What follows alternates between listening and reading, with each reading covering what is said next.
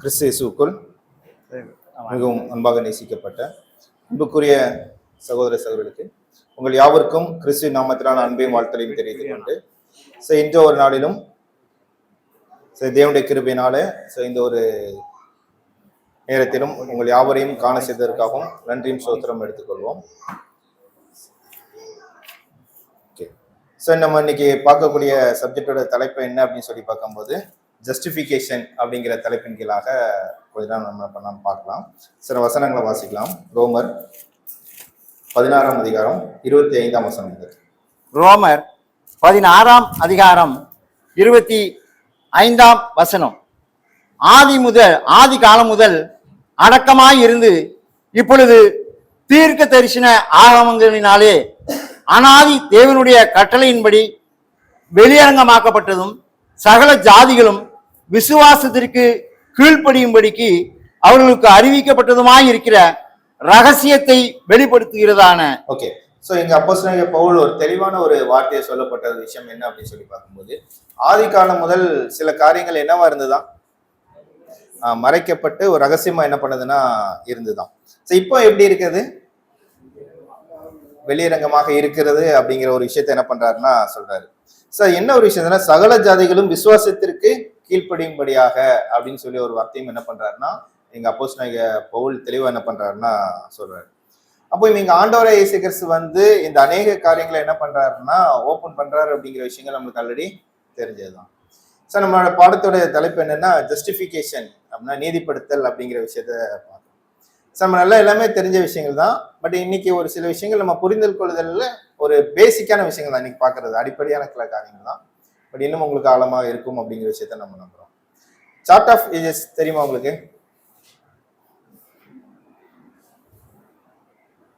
டீட்டெயிலா இது உங்களுக்கு தெரியுமா? எங்க எங்க என்னென்ன விஷயங்கள்லாம் இருக்குது அப்படின்னு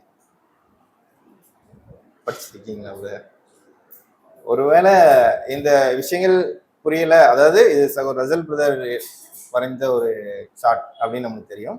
பட் டீட்டெயிலாக வேணா கூட நம்ம அதை பார்க்கலாம், டைம் இருந்தால் அதை குறித்து கூட என்ன பண்ணலாம்னா பார்க்கலாம். பட் நான் அதை இன்னைக்கு ஃபுல்லாக டீட்டெயிலாக நான் அதுக்குள்ளே போகலை. இருந்தாலும் சில இது இருந்தால் கொஞ்சம் ஈஸியாக புரியும் அப்படிங்கிறதுக்காக தான் நம்ம என்ன பண்ணிட்டு இருக்கோம்னா பண்ணியிருக்கோம் அப்படின்னு சொல்லி பார்க்குறோம். ஏன் அப்படின்னா அவருடைய திட்டத்தை அந்த காலத்துல தேவன் ஓபன் பண்ணும்போது ரசல் பிரதர் என்ன பண்ணாருன்னா போட்டார். ஆக்சுவலி இது ரசல் பிரதர் கூட போடல, அதுக்கு முன்னாடியே பேக்ரவுண்ட்ல நிறைய விஷயங்கள் இருக்கு. அதை பற்றின ஒரு சப்ஜெக்ட் என்ன பண்ணுதுன்னா இருக்கு. யார் இதெல்லாம் ஸ்டார்ட் பண்ணது, என்ன மாதிரி காரியங்கள் இங்க டெவலப் ஆச்சு அப்படிங்கிற விஷயங்கள். இதுக்கப்புறமும் யாருமே சார்ட் போடல. பட் சேஞ்சஸ் இருக்கு, சில காலப்பகுதிக்கான காரியங்கள் மட்டும் சேஞ்சஸ் இருக்கு. பட் பேசிக்கான அடிப்படையான முக்கியமான காரியங்கள் எதுலுமே என்ன பண்ணலன்னா மாற்ற முடியல, மாற்றவும் முடியாது. ஏன்னா அந்த அளவுக்கு ஆணித்தரமான சில விஷயங்கள், வெளியரங்கமான விஷயங்களை ரசல் என்ன பண்ணியிருக்காருன்னா செயல்படுத்திருக்காரு அப்படிங்கிற விஷயத்த பார்க்குறோம். ஓகே, இங்க ஒரே 2-3 லைன் வேணா நம்ம என்ன பண்ணிடலாம்னா பார்த்துக்கலாம். இந்த 6ங்கிற லைன் இருக்குல்ல, அது என்ன லைன் தெரியுமா?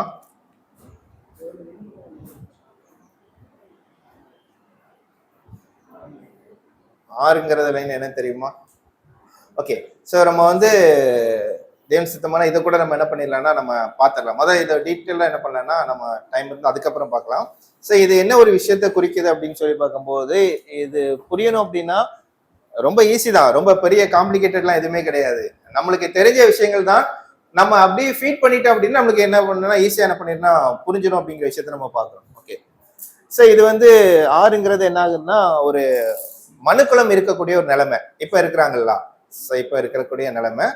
அதுக்கு மேல இருக்கக்கூடியது ஒரு சார்ட் இருக்கும், இதெல்லாம் லைன் இருக்கும். இதெல்லாம் நம்மளுக்கு தெரியும். இது ஃபர்ஸ்ட் வேர்ல்டு, இது முற்பிதா கலியுகம், இது ஜூஸ் ஏஜ், இது காஸ்பல் ஏஜ், அது ஹார்வெஸ்ட், இதனுடைய ஹார்வெஸ்ட், இது மில்லினியல் ஏஜ், அதுக்கப்புறம் யுகாயுகம் அப்படின்னு சொல்லி என்ன பண்ணிருப்பாருன்னா போட்டிருப்பாரு. ஓகே, நம்ம அது கூட என்ன பண்ணலாம் பார்க்கலாம். ஓகே, இப்போ நீதிப்படுத்துதல் அப்படின்னா என்ன?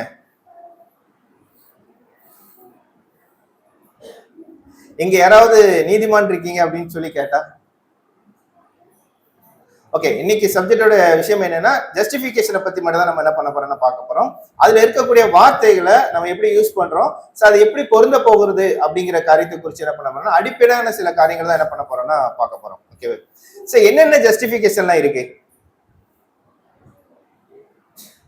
நீதிப்படுத்தல? ஏதாவது தெரிஞ்சவங்க ஷேர் பண்ணாதான் அடுத்தது எல்லாருக்குள்ள இருந்தும் வரும். கண்டிப்பா தெரியாத எந்த விஷயமும் கிடையாது. தற்காலிக நீதிமான், ஓகே, வெரி குட். சட்டப்படி நீதிமான், வெரி குட். வேற சகோதரிகள், okay. So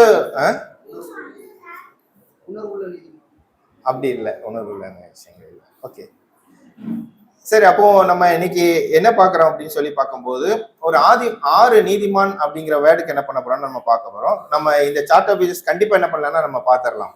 okay, so first என்னன்னா டைபிக்கல் ஜஸ்டிஃபிகேஷன், அதாவது உருவக நீதிமானாக்கப்படுதல், டிபிக்கல் ஜஸ்டிஃபிகேஷன் அப்படின்னு சொல்லுவாங்க. ஸோ அதுதான் ஃபர்ஸ்ட். ஸோ ரெண்டாவது என்னன்னா ஆக்சுவல் ஜஸ்டிஃபிகேஷன், உண்மையான ஒரு நீதிமானாக்கப்படுதல் அப்படிங்கிற ஒரு விஷயம் என்ன பண்ணுதுன்னா சொல்லப்பட்டிருக்கு. ஸோ மூன்றாவது என்னன்னா ஃபெய்த் ஜஸ்டிஃபிகேஷன், விசுவாசத்தினாலே நீதிமானாக்கப்படுதல் அப்படிங்கிற ஒரு விஷயம் என்ன பண்ணுதுன்னா இருக்கு. ஸோ அடுத்தது என்னன்னு பார்த்தீங்கன்னா வைட்டலிஸ்ட் ஜஸ்டிஃபிகேஷன். ஸோ இது என்னன்னா உயிர் ஊட்டப்பட்ட நீதிமானாக்கப்படுதல் அப்படிங்கிற ஒரு வேர்டு என்ன பண்ணப்பட்டதுன்னா சொல்லப்பட்டது. அடுத்தது வந்து டென்டேட்டிவ் ஜஸ்டிஃபிகேஷன், தற்காலிக எல்லாம் ஆரம்ப நீதிமானாக்கப்படுதல் அப்படிங்கிற ஒரு வேர்டு என்ன பண்ணியிருப்பாங்கன்னா யூஸ் பண்ணியிருப்பாங்க. அடுத்தது ரெக்கண்ட் ஆர் இம்ப்யூட்டட் ஜஸ்டிஃபிகேஷன். ஸோ அதுல தமிழ்ல என்ன அப்படின்னா நீதிமானாக எண்ணப்படுதல் அப்படிங்கிற ஒரு 6 விஷயங்கள் தான் என்ன பண்ண போகுதுன்னா இருக்கு அப்படிங்கிற விஷயத்த பார்த்துட்டோம். ஸோ இந்த 6 குறித்து தான் நம்ம என்ன பண்ண போறோம்னா பார்க்க போறோம். ஓகேவா? ஸோ நம்மளுக்கு நீதிமான் அப்படிங்கிற ஒரு கான்செப்ட் முதல்ல தெரிய வரணும் அப்படின்னா நீதிப்படுத்தல்னா என்ன அப்படிங்கிற ஒரு விஷயம் என்ன பண்ணுதுன்னா தெரிய வரணும். ஸோ எழுதுறீங்களா? ஸோ நீதிப்படுத்தல்னா என்ன அப்படின்னு சொல்லி பார்க்கும்போது அது ஒரு நியாயம், அவ்வளவுதான். ஆக்சுவலி ஒரு சரியான ஒரு நிலை. ஸோ அதுதான் குறிக்கக்கூடிய ஒரு விஷயம் தான். சிம்பிளா புரிஞ்சுக்கணும் அப்படின்னா அது ஒரு சரியான நிலையை குறிக்கக்கூடியதான் நீதிப்படுத்தல் அப்படிங்கிற கான்செப்ட் என்ன பண்றோம்னா நம்ம பார்க்கிறோம். ஓகேவா? ஸோ இதுல வந்து இந்த மாதிரி வார்த்தைகள் இருக்கிறத, ஸோ இதெல்லாம் எப்படி வந்து நம்ம புரிந்து கொள்றது, சரி இது எதற்கு கொடுக்கப்பட்டிருக்கு அப்படிங்கிற வார்த்தைகளுக்கு தான் நம்ம என்ன பண்ண போறோம்னா பார்க்க போறோம். ஓகேவா? ஸோ இப்போ தேவன் தம்முடைய திட்டத்துல நிறைய காரியங்களை என்ன பண்ணிருக்காரு அப்படின்னா புரிந்து கொள்ளும் விதமா என்ன பண்ணிருக்காருன்னா எழுதியிருக்கிறாரு. சில காரியங்கள் என்ன பண்ணனா டைரக்டா என்ன பண்ணனா வேர்டு என்ன பண்ணனா யூஸ் பண்ணல. ஸோ நம்முடைய மூத்த சகோதரர்கள் என்ன பண்ணியிருக்கிறாங்கன்னா அதுல இருக்கக்கூடிய அந்த பொருளை கண்டுபிடிச்சு அதற்கு சில பெயர்கள் என்ன பண்ணியிருக்காங்கன்னா சொல்லப்பட்டிருக்கு. ஸோ அதன் அடிப்படையிலும் இந்த பெயர்கள்லாம் என்ன பண்ணப்பட்டிருக்குன்னா கொடுக்கப்பட்டிருக்கு. பட் கண்டிப்பா அது தேவனுடைய திட்டத்திற்கு இசைவாக தான் செயல்படுத்தக்கூடிய ஒரு காரியமா தான் என்ன பண்ணுதுன்னா இருக்குது அப்படிங்கிற விஷயத்த நம்ம என்ன பண்றோம்னா பார்க்கிறோம். சில வசனங்களை நம்ம என்ன பண்ணலாம்னா வாசிக்கலாம். லூக்கா 20ஆம் அதிகாரம் 27ஆம் வசனம். லூக்கா 20ஆம் அதிகாரம் 27ஆம் வசனம். உயிர்த்தெழுதல் இல்லை என்று சாதிக்கிற சதுசேயரில் சிலர் அவரிடத்தில் வந்து, போதகரே, ஒருவன் மனைவியை உடையவனாயிருந்து பிள்ளை இல்லாமல் இறந்து போனால் அவனுடைய சகோதரன் அவன் மனைவியை விவாகம் பண்ணி தன் சகோதரனுக்கு சந்தானம் உண்டாக்க வேண்டும் என்று மோசே எங்களுக்கு எழுதி வைத்திருக்கிறாரே. சோ இந்த சம்பவங்கள் நம்மளுக்கு எல்லாருக்குமே தெரிஞ்ச சம்பவங்கள், அப்படிதானே? சோ ஒரு பெண்ணுக்கு வந்து என்ன ஆயிடுச்சுன்னா ஒரு கணவன் இருப்பாங்க, கணவன் இறந்துருவாங்க, மறுமணம் பண்ணுவாங்க. அப்புறம் எத்தனை பேர் இறந்துருவாங்க? 7 பேர். 7 பேர் என்ன பண்ணிடுவாங்கன்னா இறந்துருவாங்க. கடைசியில அந்த பெண்ணும் என்ன பண்ணிடுவாங்கன்னா மறிச்சிடுவாங்க. இப்ப என்ன நடக்குன்னா உயிர்த்தெழுதல் என்ன பண்ணுது நடக்குது. உயிர்த்தெழுதல் நடக்கும்போது இவங்களுக்கு கேள்வி வந்துருச்சு. என்ன கேள்வி வந்துருச்சு? வாசிங்க 33ஆம் வசனம். 33ஆம் வசனம். இவ்விதமாய் 7 பேரும் அவளை விவாகம் பண்ணியிருக்க உயிர்த்தெழுதலில் அவர்களில் எவனுக்கு அவள் மனைவியாய் இருப்பாள் என்று கேட்டார். இதுதான் கேள்வி. இப்ப எல்லாரும் உயிர்த்தெழுந்து வந்தாச்சு. இப்ப 7 பேர் இருக்காங்க, ஒரு மனைவி தான் என்ன பண்றாங்க இருக்கிறாங்க. கரெக்ட், நியாயமான கொஸ்டின் தானே. இப்ப யாருக்கு மனைவியா இருப்பான்னு சொல்லி அவங்களுடைய, ஏன்னா அவங்களுடைய என்னன்னா உயிர்த்தெழுதல் உண்டுன்னு சொல்றாங்களா இல்லைன்னு சொல்றாங்களா? இல்லைன்னு சொல்றாங்க. சதுசேயர் தானே, அவங்க இல்லை அப்படின்னு சொல்றாரு. இப்ப அவங்களோட ஆண்டவர் இயேசு கிறிஸ்து ஒரு அருமையான பதில என்ன பண்றாருன்னா கொடுக்கிறாரு. வாசிங்க 34ஆம் வசனம். இயேசு அவர்களுக்கு பிரதி உத்தரமாக, இந்த பிரபஞ்சத்தின் பிள்ளைகள் பெண் கொண்டும் பெண் கொடுத்தும் வருகிறார்கள். மறுமையையும் மரித்தோரிலிருந்து எழுந்திருக்குதலையும் அடைய பாத்திரராக எண்ணப்படுகிறவர்களோ பெண் கொள்வதும் இல்லை, பெண் கொடுப்பதும் இல்லை. மரித்ததுல இருந்து உயிர்த்தெழுந்து வந்துட்டாங்கல்ல, அவங்களுக்கு என்ன கிடையாது அப்படின்னு சொல்றேன்னா பெண் கொள்வதும் இல்லை, பெண் கொடுப்பதும் இல்லை அப்படின்னு சொல்லி என்ன பண்ணிட்டாருன்னா சொல்லிட்டாரு. இது எப்ப நடக்கக்கூடிய சம்பவம்? ராஜ்யத்துல கிங்டம்ல நடக்கக்கூடிய. கிங்டம்ல எப்ப நடக்கக்கூடிய காரியம்? பிகினிங்கா, மிடிலா, எண்டா? கடைசி காலம். சோ இப்ப என்ன சொல்லிட்டாரு அப்படின்னா, மரித்தோர்ந்து உயிர்த்தெழுந்தவர்களுக்கு இப்ப என்ன கிடையாதுன்னா, பெண் கொள்வதும் இல்லை கொடுப்பதும் இல்லை. அவர் எப்படி இருப்பான்னு சொல்லிட்டாரு. அடுத்த வசனம் வாசிங்க. 36ஆம் வசனம். அவர்கள் இனி மரிக்கவும் மாட்டார்கள், அவர்கள் உயிர்த்தெழுதலின் பிள்ளைகள் ஆனபடியால் தேவ தூதருக்கு ஒப்பானவர்களுமாய். இப்ப எல்லாரும் என்ன ஆயிடுவாங்கன்னா, தேவனுடைய பிள்ளைகளை என்ன பண்ணிடுவாங்கன்னா மாறிடுவான்னு சொல்றாரு. இது எந்த காலப்பகுதியில் நடக்கக்கூடிய விஷயத்தை குறித்து இங்க ஆண்டவர் இயேசு கிறிஸ்து பேசுறாரு அப்படின்னு சொல்லி பார்க்கும்போது, ஒரு 1000 இயர்ஸ் முடிஞ்சு, லிட்டில் சீசன் எல்லாம் முடிஞ்சு அதுக்கப்புறம் நடக்கக்கூடிய காரியத்தை குறித்து தான் என்ன பண்றாருன்னா இங்க பேசுறாரு. சோ அப்போ அங்க ஒரு மனிதன் வந்து என்ன ஆகுதுன்னா, தேவனுடைய பிள்ளைகளை என்ன பண்றாங்கன்னா மாறுறான் அப்படின்னு சொல்லி வசனங்கள் இருக்கு. இதுல ஏதாவது கான்ட்ரவர்சியல் இருக்கானா? இல்ல. ஏன்னா அது தெளிவா ஸ்டார்டிங்ல என்ன சொல்லிட்டாரு அப்படின்னா, இவர்கள் இனி என்ன பண்ண மாட்டாங்க, மரிக்க மாட்டார்கள் அப்படின்னு சொல்லிதான் என்ன பண்றாருன்னா சொல்றாரு. ஒருவேளை மரிக்கக்கூடிய வாய்ப்பு என்ன பண்ணுதாங்க இருக்குல்ல. சோ இருக்கு அப்படிங்கிற விஷயத்தை பார்க்கும். அப்போ ஒரு முழுமையாக ஒரு மனிதனாக என்ன பண்ணக்கூடியனா ஒரு மாறக்கூடிய ஒரு காலப்பகுதி என்ன பண்ணுதுன்னா இருக்கு. அதே மாதிரி தேவனுடைய பிள்ளைகளாக கூடிய ஒரு தகுதியும் என்ன பண்ணுதுன்னா வருது அப்படின்னு சொல்றாரு. இப்ப இதுக்கும் ஜஸ்டிபிகேஷனுக்கு என்ன சம்பந்தம்? ஓகே. சோ இதெல்லாம் வந்து பாத்தீங்க அப்படின்னா டாக்டரினுடைய சில காரியங்களுக்குள்ள நம்ம போகும்போது புரிந்து கொள்றதுக்காக சப்போர்ட்டிவான சில பாடங்களை நம்மளுக்கு என்ன பண்ணுதுன்னா இருக்கு. ஒரு மனிதனுடைய நிலைமை எந்த அளவுக்கு தேவனால் மெருவேற்றப்படுகிறது, அவருடைய நிலைமைக்கு தகுதியானவராக மாற்றுகிறார் அப்படிங்கறத சொல்றதுதான் இந்த ஒரு வசனமா என்ன பண்றோம்னா எடுத்துக்கிறோம். ஓகேவா? அப்போ ஒரு மனுஷன் இந்த பாவத்துல இருந்து பாவத்தினுடைய தண்டனையாக மரணத்தை பெற்றுக்கொண்டு எல்லாரும் மரணத்துக்குள்ள என்ன பண்றாங்கன்னா போறாங்க. இப்ப தேவனுக்கும் மனிதனுக்கும் ஒரு ஒப்புரவாகுதல் என்ன பண்ணுதுன்னா எங்கேயுமே என்ன பண்ணுன்னா இல்ல. எல்லாரும் என்னன்னா அந்த நீதியினுடைய கரத்துல என்ன பண்றாங்கன்னா பிடித்து அந்த மரணத்துக்குள்ள என்ன பண்ணிட்டு இருக்காங்கன்னா போயிட்டு இருக்கிறாங்க. அப்படி இருக்கும்போது தேவன் இந்த மனுகுலத்தை மீட்கிறதுக்காக ஏற்பாடுகள் என்ன பண்ணியிருந்தாருன்னா பண்ணி வச்சிருந்தாரு. எத்தனை டைம் சொன்னாலும் அதுதான் நம்மளுக்குள்ள ஏற்பாடு. அதுல எந்த மாற்றமும் இல்லை. நம்மளுக்கு எல்லாமே தெரிஞ்ச விஷயம் தான், நம்மளோட ஆண்டவர் இயேசு கிறிஸ்துவினுடைய விஷயங்கள் தான். பட் இந்த காலப்பகுதிக்கு பொருந்தக்கூடிய சில காரியங்களை குறிச்சுதான் நம்ம என்ன பண்ணிட்டு இருக்கோம்னா, அந்தந்த காலங்கள்ல நடந்த காரியங்களை வச்சு நம்ம என்ன பண்றோம்னா அதற்கு பேர் கொடுக்கிறோம். அதை உணர்வுபூர்வமாக அறிவுபூர்வமாக என்ன பண்றோம்னா நம்ம ஏற்றுக்கொள்கிறோம் அப்படிங்கிற விஷயத்த என்ன பண்றோம்னா பாக்குறோம். சோ அதன் அடிப்படையில ஒரு மனுஷன் பூரணத்தன்மைக்கு என்ன பண்ணணும்னா போகணும் அப்படின்னு சொன்னோம். பூரணத்துக்கும் பரிபூரணத்துக்கும் என்ன வித்தியாசம்? பூரணத்துக்கும் பரிபூரணத்துக்கும் என்ன வித்தியாசம்? ஏதாவது சொல்ல முடியுமா? சரி, ஆதாம் படைக்கப்படும் போது பூரணரா? பரிபூரணர்னா அவர்கிட்ட என்ன இல்லாம இருந்தது நீங்க நம்ம பரிபூர்ணம் சொல்ல முடியாத அளவுக்கு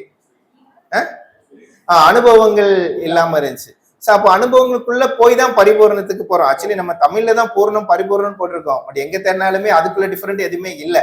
நம்ம புரிஞ்சு கொள்றதுக்காக என்ன பண்றோம்னா பூர்ணம் பரிபூரணத்துக்கு வித்தியாசப்படுத்துறோம். ஆனா பெர்ஃபெக்ட் அப்படிங்கிற வேர்டு தான் சில வசனங்கள்ல என்ன பண்ணிருக்காருன்னா கொடுத்துருக்காங்க, தவிர ரொம்பலாம் என்ன பண்ண முடியலன்னா பார்க்க முடியல. சோ அது ஒரு பெர்ஃபெக்ட் தானா என்ன சொல்லனா, ஒரு ஆதாம்கிட்ட சொல்லிட்டீங்கன்னா ஆதாம்கிட்ட ஏதாவது குறை இருந்துச்சு அப்படின்னா படைக்கும் போது என்ன குறை இல்லைன்னா எந்த ஒரு குறையும் என்ன பண்ணலன்னா இல்லை அப்படிங்கிற விஷயத்த என்ன பண்றோம்னா பார்க்கலாம். ஓகே. சோ இப்போ நம்ம என்ன பண்ணலன்னா ஒவ்வொரு வேர்டுக்கா என்ன பண்ணலன்னா நம்ம இதை கவனிக்கலாம் அப்படின்னு விஷயத்த என்ன பண்ணலன்னா பார்க்கலாம். ஃபர்ஸ்ட் வந்து டிபிக்கல் ஜஸ்டிபிகேஷன், உருவக நீதிமானாக்கப்படுதல். சோ அப்படின்னா என்ன அப்படிங்கறத குறிச்சு என்ன பண்ணனா, நீதிமானாக்கப்படுதல்னு ஒண்ணு இருக்குது.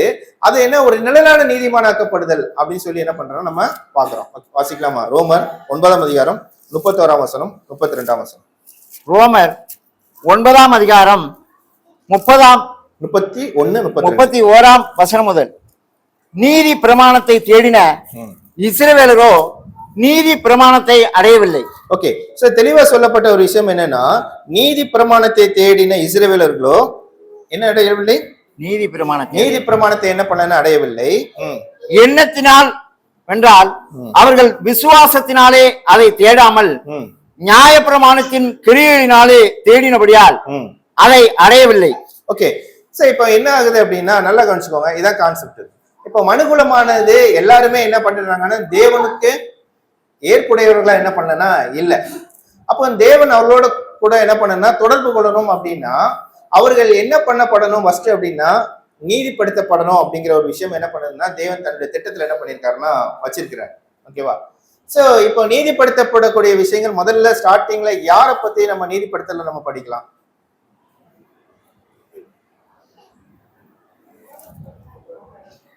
ஆபிரகாமை குறிச்சு நம்ம தெளிவா என்ன பண்றோம்னு படிக்கிறோம். ரோமர் 3ஆம் அதிகாரத்துல டீட்டெயிலா என்ன பண்ணிருப்பாருன்னா பேசியிருப்பாரு. ஓகேவா? சோ இங்க பாத்தீங்க அப்படின்னா இந்த வசனம் நம்ம படிச்ச ஒரு விஷயம் யாரை குறிச்சு பேசிட்டு இருக்கு அப்படின்னா இஸ்ரேல் ஜனங்களை குறிச்சு என்ன பண்ணிட்டு இருக்குன்னா பேசிட்டு இருக்க ஒரு விஷயம் என்ன பண்ணுதுன்னா இருக்கு.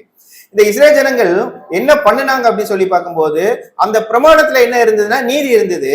அவர்கள் அந்த நீதி என்ன பண்ணுனாங்க செஞ்சு அந்த பிரமாணத்துக்கேற்ற நீதிப்படுத்தலுக்குள்ள என்ன பண்ணா போகிறதுக்கான முயற்சிகளை என்ன பண்ணாங்கன்னா போனாங்க. பட் அவங்களால என்ன பண்ண முடியல, அடைய முடியவில்லை. அந்த நீதிப்படுத்தலுங்கிற காரியத்துக்குள்ள இவங்களால என்ன பண்ண முடியல அப்படின்னா இஸ்ரேல் ஜனங்களால என்ன பண்ண முடியலன்னா அடைய முடியவில்லை. சோ அந்த ரோமர் 2ஆம் அதிகாரம் 13ஆம் வசனம் வாசிங்க. ரோமர் 2ஆம் அதிகாரம் 13ஆம் வசனம். நியாயப்பிரமாணத்தை கேட்கிறவர்கள் தேவனுக்கு முன்பாக நீதிமான்களாக அல்ல. பாத்தீங்களா, நியாயப்பிரமாணத்தை கேட்கிறவர்கள் தேவனுக்கு முன்பாக என்ன கிடையாதுன்னா நீதிமான்கள் கிடையாதுன்னு சொல்லிட்டாரு. அப்போ நியாயப்பிரமாணங்கிறது ஒண்ணு கொடுக்கப்பட்டிருந்துச்சு, அதுல நீதி இருந்தது. அந்த நீதியை ஒரு மனுஷன் செஞ்சான்னு வச்சுக்கோங்களேன், அது என்னவா என்னப்படுதுன்னா அவனுக்கு நீதிமானாக என்ன பண்ணப்படுதுன்னா என்னப்படுது. பட் அந்த நியாயப்பிரமாணத்தை அவன் என்ன பண்ணணும், செய்யணும் அப்படிங்கிற விஷயத்த என்ன பண்றாங்கன்னா நம்ம புரிஞ்சுக்கிட்டோம். ஓகேவா? அடுத்து வாசிங்க. நியாயப்பிரமாணத்தின்படி செய்கிறவர்களே நீதிமான்கள் ஆக்கப்படுவார்கள். நியாயப்பிரமாணத்தின்படி செய்கிறவர்களே அவர்கள் என்ன பண்ணப்படுவாங்கன்னா நீதிமான்கள் ஆக்கப்படுவான்னு சொல்லிடுச்சு. அப்ப நீதிமானாக்கப்படுதல்ங்கிற விஷயம் எதுக்குள்ள இருந்தது? ஒரு மனுஷனை நீதிமானாக்கப்படுதல்ங்கிற விஷயம் எதுக்குள்ள இருந்தது? நீதி நிறைந்த நியாயப்பிரமாணத்துக்குள்ள என்ன பண்ணதுன்னா இருந்தது. அதை செஞ்சிட்டா அவன் என்னவா மாறுவான்? நீதிமானாக்கப்படுதா என்ன பண்ணுவான்? நீதிமான்களை என்ன பண்ணுவான்னா கருதப்படுவான் அப்படிங்கிற விஷயம் இருந்துச்சு. பட் அங்க என்ன பண்ணலன்னா யாருமே என்ன பண்ண முடியல, நியாயப்பிரமாணத்தை செய்ய முடியல. அப்போ அந்த பை ஆக்ஷன் கிரியை மூலமாக ஒரு மனுஷனால நீதிமானாக்க முடியுங்கிற நிலைமை நியாயப்பிரமாணத்துல கொடுக்கப்பட்டிருந்தோம். ஆனால் யாருமே என்ன பண்ண இல்லைன்னா அந்த நீதிமானாக்களை என்ன பண்ணலன்னா பண்ணல. பட் அப்போ என்ன பர்பஸ்க்காக அந்த பிரமாணம் கொடுக்கப்பட்டிருந்துச்சு? நம்ம கலாத்தியர்ல வாசிக்கிறோம், என்ன வாசிக்கிறோம்? கிறிஸ்துவுக்குள் நடத்தும் உபாத்தியா இருந்தது அப்படிங்கிற விஷயத்த என்ன பண்றேன்னா பாக்குறோம். சோ பர்டிகுலர் இன்னும் முக்கியமான ஒரு விஷயம் என்ன பண்ணப்படுறதுன்னா சொல்லப்பட்டிருக்கு. வாசிங்க எபிரேயர் 10ஆம் அதிகாரம் 1ஆம் வசனம். எபிரேயர் 10ஆம் அதிகாரம் 1ஆம் வசனம். இப்படி இருக்க நியாயப்பிரமாணமானது வரப்போகிற நன்மைகளின் பொருளாயிராமல், பாத்தீங்களா, நியாயப்பிரமானது வரப்போகிற நன்மையின் பொருளாயிராமல் அவைகளின் நிழலாய் மாத்திரம் இருக்கிறபடியால் அவைகளுக்கு என்ன இருக்குன்னா நிழல் தான் என்ன பண்ணுதுன்னா இருக்கு. அப்ப நியாயப்பிரமாணங்கிறது எதை குறிக்கிறதா இருக்குது அப்படின்னா ஒரு நிழலை குறிக்கிறதா இருக்கிறது அப்படிங்கிற விஷயத்தை பாக்குறோம். அப்ப நியாயப்பிரமாணத்துக்குள்ள இருக்கிற நீதிப்படுத்தலும் என்னதுதான், அது என்னதுன்னா டைபிக்கல் ஜஸ்டிபிகேஷன், நிழலான நீதிமானாக்கப்படுதல் அப்படிங்கதான் என்ன பண்ணப்பட்டிருக்குன்னா சொல்லப்பட்டது. ஏன்னா இதெல்லாம் எதிர அடையாளப்படுத்தக்கூடியது, நியாயப்பிரமாணத்தை அடையாளப்படுத்தப்படுதுன்னா வரப்போகிற நன்மைகளின் பொருளை அடையாளப்படுத்தக்கூடிய ஒரு காரியமா என்ன இருக்கிறதுனால இது நியாயப்பிரமாணத்துல ஒரு நிழலா தான் இருந்தது. அந்த நீதிமானாக்கப்படுதலும் என்னதான் இருந்துச்சு, நிழல். அப்ப அங்க நிழல் இருந்ததுன்னா எல்லாமே அங்க நிழல் இருக்கு. நிறைய சப்ஜெக்ட் நம்ம எடுத்துட்டு பிரமாணத்தை குறிச்சு பழைய நிழல் இருந்துச்சுன்னா உண்மையான ஒரு காரியமும் என்ன பண்ணப்படும், உறுதியாக்கப்படும். அதே மாதிரிதான் இங்க நிழலாகவே முன்னாடியே என்ன பண்ணப்பட்டுருச்சுன்னா இந்த நீதிமானாக்கப்படுதல் என்ன பண்ணப்பட்டுருச்சுன்னா சொல்லப்பட்டுருச்சு. சோ நம்ம அதிகமாக நம்முடைய இந்த ஒரு சத்தியத்தினுடைய வாழ்க்கையில மிஸ் பண்ண நிறைய காரியங்கள் என்ன பண்ணுதுன்னா சில அறிவுகளை நம்ம புரிந்து கொள்ளாம விட்டதுதான் என்ன பண்ணுதுன்னா இருக்குது. சோ அதெல்லாம் தவறுகள் இல்லை. தேவன் நம்மளுக்கு சொல்லி கொடுக்கும் போது அதை புரிந்து கொள்ளும் போது அந்த காரியங்களுக்குள்ள இன்னும் அதிகமாக நம்ம போய் இன்னும் கற்றுக்கொள்றது ரொம்ப என்னன்னா பெஸ்டா என்ன பண்ணுன்னா இருக்கும். ஏன்னா ஒரு விஷயம் சொல்லப்பட்ட ஒரு விஷயத்த நம்ம விசுவாசிக்கல அப்படின்னாலே அதுக்கப்புறம் நம்ம செய்யக்கூடிய எந்த ஒரு காரியமும் தேவனுக்கு ஏற்புடையதா இருக்குமா அப்படின்னு கேட்டீங்கன்னா அதுக்கு ஒரு கொஸ்டின் மட்டும் தான் இருக்கு. பட் என்னன்னு புரியாது. பட் ஆனா இந்த நீதிமானாக்கப்படுதல்ங்கிற ஒரு விஷயத்துக்குள்ள இப்ப யாரெல்லாம் நீதிமான் அப்படின்னு கேட்டா நம்ம என்ன சொல்லுவோம், நாம் நீதிமான்கள் அப்படின்னு கேட்டா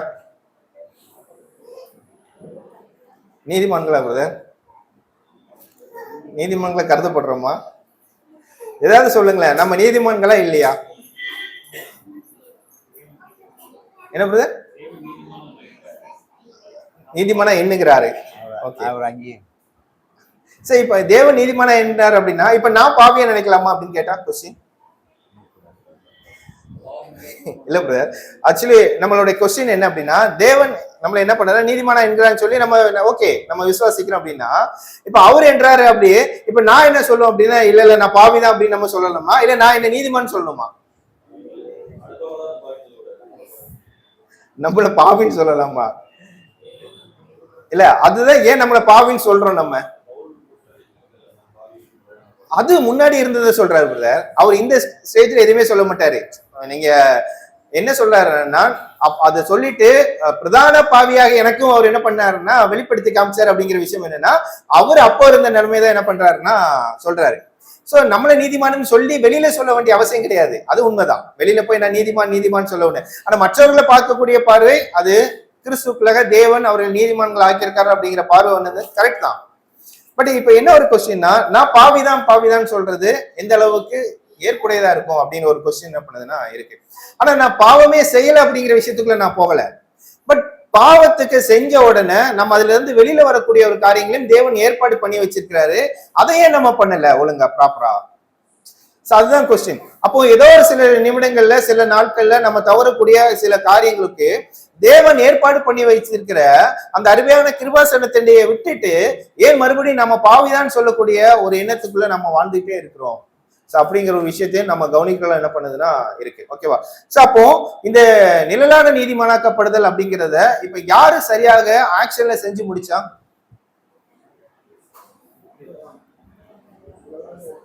நிழலான யாரு செஞ்சு முடிச்சா?